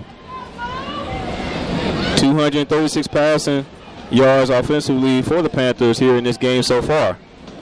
So it looks like they got a pretty decent run box. As they're going to go with a run on that play, break some tackles, still on his feet. He's going to be brought down. A huge gain through the air, a huge gain on the ground, and the first down for the Panthers. Omega McDowell once again not being denied on that play, Coach. And that was a good run. He missed it the first time. You can see it from up here. He missed the hole, and then he went back to it after he pressed his lamb up. And it's amazing that the hole was still there, even though he missed it the first time. But I think what happens sometimes when you think the other team is going to pass, those guys get upfield and that creates a running lane. Exactly what the Panthers needed offensively on first down. A huge gain by the running back, Omega McDowell. Again, young man runs with a chip on his shoulder every time he gets the ball. And they're going to feed Omega McDowell once again, and he bursts through the hole, picks up about 4 yards on the play. And you'll take that. If you look at it, watch the defensive end on this side. He is pass rushing, so that's creating a natural running lane for the running back. And there's really no hesitation with this young man. It's like every time he gets the ball, it's like a slingshot. Every time he gets it. He gets the full speed fast. Like some guys are fast or some guys are quick. He gets the full speed real fast. And he actually picked up 6 yards on that play. He's going to bring up 2nd and 4. Ball spotted at the 46-yard line. Panthers moving from right to left. 2 receivers to the right for Johnson. Another handoff to McDowell. He makes one cut up the middle. Ball down near the first down marker. They're going to say it's going. Did he give it to him? This is a 3rd and 1 maybe? Maybe about a yard shy. Number 8. Yes, sir. About a yard shy of the first down. Well, all Omega McDowell so far here on this drive offensively for the Panthers. It's at the 50-yard line. They brought one coming up. They brought in an extra offensive lineman and took one of the tight ends out. And for the Panthers, if you're taking time off the clock or also picking up first downs, you're doing your job offensively. They might end up taking a timeout right here. As we're showing about 5 seconds ago on the play clock. We'll see if they'll snap the ball in time. They won't be able to, so the coach is going to take a timeout. But they got 2 timeouts remaining here in the fourth quarter. And they still had a 2-minute timeout, so it's like still having 3 timeouts, depending on how you play it. When the teams make their way onto the field, it's going to be 3rd and 1 for the Panthers with 9:22 to go here in the fourth quarter. Omega McDowell getting things done on the ground game for the Panthers here on this drive. And while we have a break in the action, some scoring updates around the Southwestern Athletic Conference. Again, Jackson State having no problem against Bethune-Cookman. 37-17 is the score in favor of Jackson State with 7:22 to go in the fourth quarter. We're still tied 14-all between Mississippi Valley State and Arkansas Pine Bluff with 14:45 to go in the third quarter of that ball game. Alabama State pulling away from Alabama A&M. 20-3 was the score in that game with 3:16 to go in the third quarter. Yeah, I didn't see that one happening with Alabama State down to their fourth quarterback. And they're dominating right now against A&M, no problem. Another handoff to the running back. First down. He'll get just enough for a first down. The Mega McDowell showing his dominance here on the ground game for the Panthers. All running plays, all the Mega McDowells, and 2 first downs here on this drive to show for. And I think Prairie View is almost going to the 4-minute offense, still letting the clock run down, being able to run the ball, and they can go back to the passing game. Like right now, a pass might be wide. There might not be anybody close to the receiver. Because essentially defensively, they may be looking for Prairie View to run just to try to keep the time off the clock, so they may not be anticipating the pass. As Johnson is the man in motion, he'll now have one receiver on each side. As they're going to stick with the running game, but there was a nice little hole up the middle. The Mega McDowell is able to capitalize on it. Picks up about 8 yards on the play. And they get, if you look on the end of their play, about 3 defensive linemen, 4 Commerce were getting up off the ground. So that means Prairie View offensive line starting to lean on them a little bit. Still, you can run that clock a little bit more. Running the clock, they're picking up first downs. Hey, man, let me tell you, that's a formula offensively for the Panthers. And that's the best thing for your defense, too.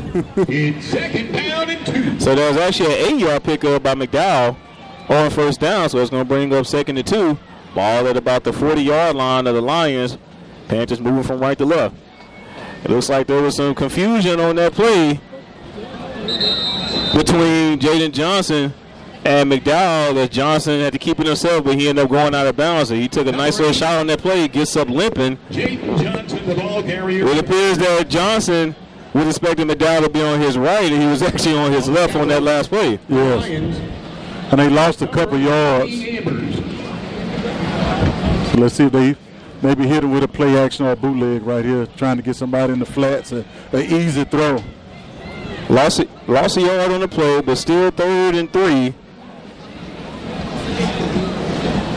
And with a huge opportunity to be for the Panthers to pick up another first down here on 3rd down. It'll essentially be their 3rd first down of this drive, as they've been 2 for 8 for thirds down so far here in this ball game. This time they're going to go with a play action fake, and he had a man, but he wasn't able to hold it in. Incomplete pass.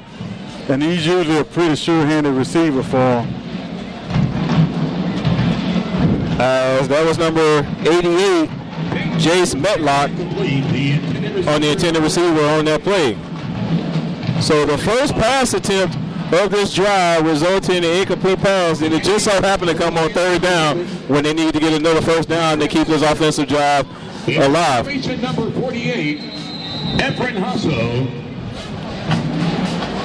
Penalty flag on the field. So we'll have another flag on the play, flag on the far side of the field. Initially, they had too many men on the field. 2, 4, 6, 8, 10. They have 11 now, but they had too many. What?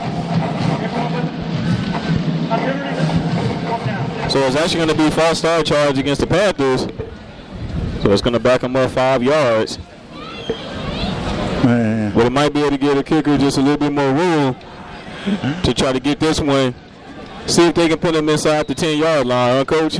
Man, if I was Coach McDowell, I have a big problem because that guy, like, he had made one call for, I ain't gonna say for the Panthers, but everything has been against them, to put it lightly. So as this point is off, as the kicker goes down. So that might be enough. Is that no? But you know what? Had they not had the other penalty, it would have been a first down. I would probably kick this one over. So it should be a roughing the kicker penalty. It might be not roughing. What's the other? Running into the kicker. Running into the kicker. But usually if his leg is in the ass, it's roughing. Exactly. So he did the small kick.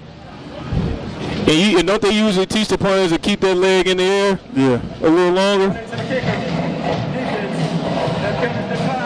Thank you. Have a good rest of the day. Yes, sir. Thank you. So instead of roughing the kicker, running into the kicker will be the penalty charge against the Lions. With the Lions so they may take out possession 5 yards. Yes, sir. So the Lions are going to have their possession here. An empty possession offensively for the Panthers with about 6:45 to go here in the fourth quarter. We'll take a break and come back with more action from Blackshear Field right here at the Upper Mike Broadcast Network.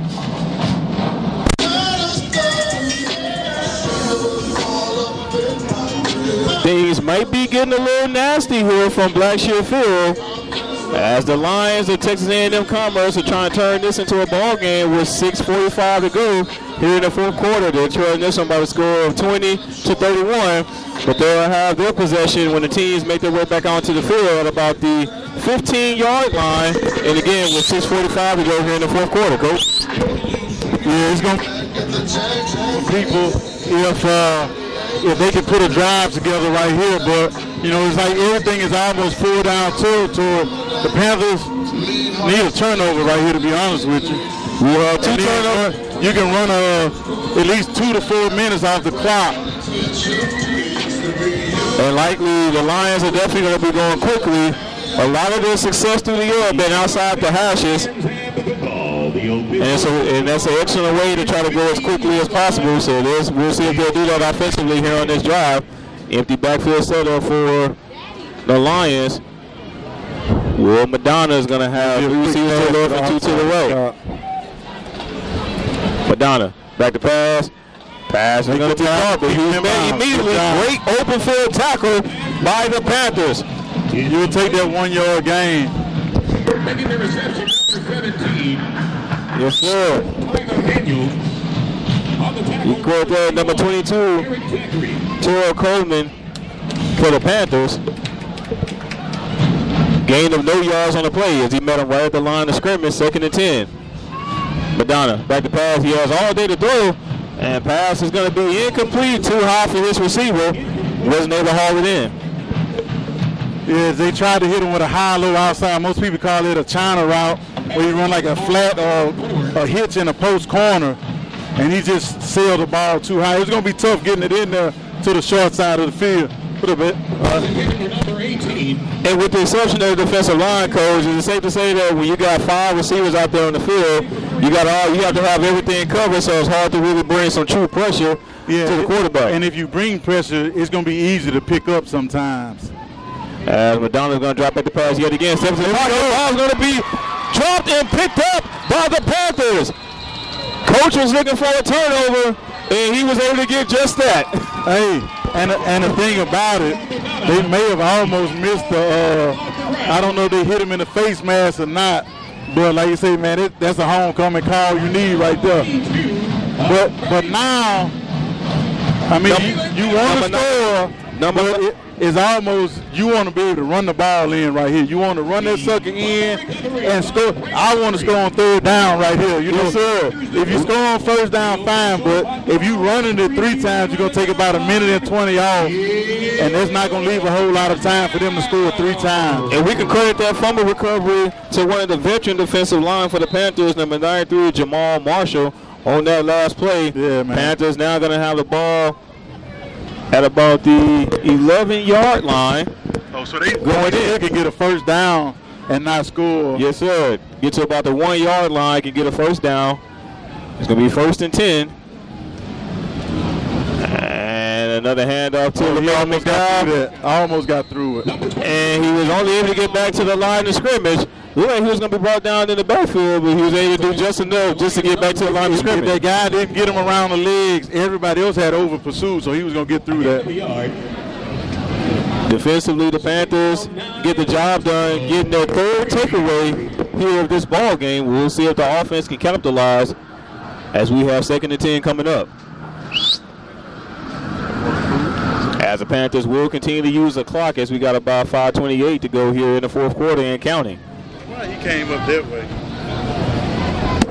Excuse me. As Johnson's going to have 2 receivers to the right. My son walking up the stairs, y'all. There we go. Handoff to McDowell. As he breaks some tackles, still on his feet. Ran over his own man. And he's going to run out down. Near the first down marker. Has about 2 yards to go for a first down. Hey, man, there's some hard running right there. He trucked his own man right there. I'm like, hey, they're going to talk about that in film tomorrow. Yes, sir. He is signaling to the sideline, like, give me the ball yet again. He's feeling the momentum, Coach. Oh, he moved the ball. LeMega McDowell, again, runs angrily and aggressively every time he gets the ball. And that time his own teammate felt the brunt of just how aggressively this young man runs the ball. Panther Nation trying to come alive here on 3rd down, 3rd and 2, or 3rd and 3 to be exact. And play action fake. He has a wide open man, and the pass is going to be intercepted in the end zone. He'll bring it out past the 10, and he'll be brought down at about the 14-yard line. And he had him wide open. He just underthrew it because he was fading on the throw. So, an empty possession for the Panthers as the Lions get their first takeaway here in this ball game. Jaden Johnson, there was a play action fake. Jaden Johnson rolled to the right side, but to Coach's point, he was pressured and he wasn't able to get all of the pass underneath it, underthrew it, as the Lions get their first interception here in this ball game. And that's one as a coach you tell him, our guy or out of the end zone, but he just couldn't get enough arm on it. First down and 10. So with about 4:13 to go here in the 4th quarter, Lions get the ball back at about the 15-yard line. Lions have some pressure. Lions have all their timeouts here as they're trailing 31-20. Another empty backfield for the Lions. Looks right though, right pass going to be caught at about the 20-yard line. Number 17, Tyler Daniels on the reception for the Lions. Tyler Daniels. Yeah, I'll be looking for some pressure from 0 and 90 right here. Number 22, Terrell Coleman. Picks up about 7 yards on the play, so it's going to bring up. Let's check that, about 5 yards on the play. 2nd and 5 coming up. 3:45 to go here in the 4th quarter. Empty backfield. Madonna, drop back to pass. Pass going to be incomplete, too low for him. With solid coverage in the secondary for the Panthers. I saw 3 breaking on that. I'm like, if that's a good throw, there's going to be 6. Going back this way. It was good. It was a bad throw.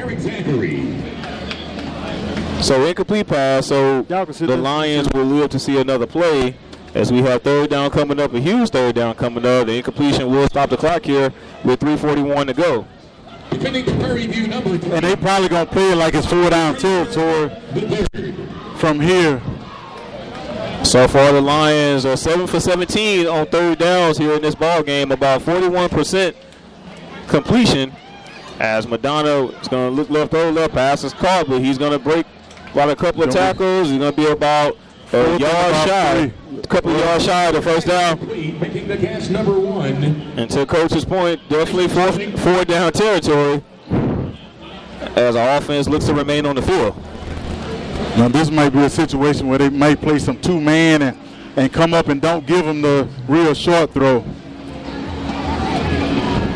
As Madonna's going to have 3 receivers to the right and 2 to the left. 23-yard line, it's As the Lions have been showing empty backfield setup for about the entire 4th quarter here in this ball game.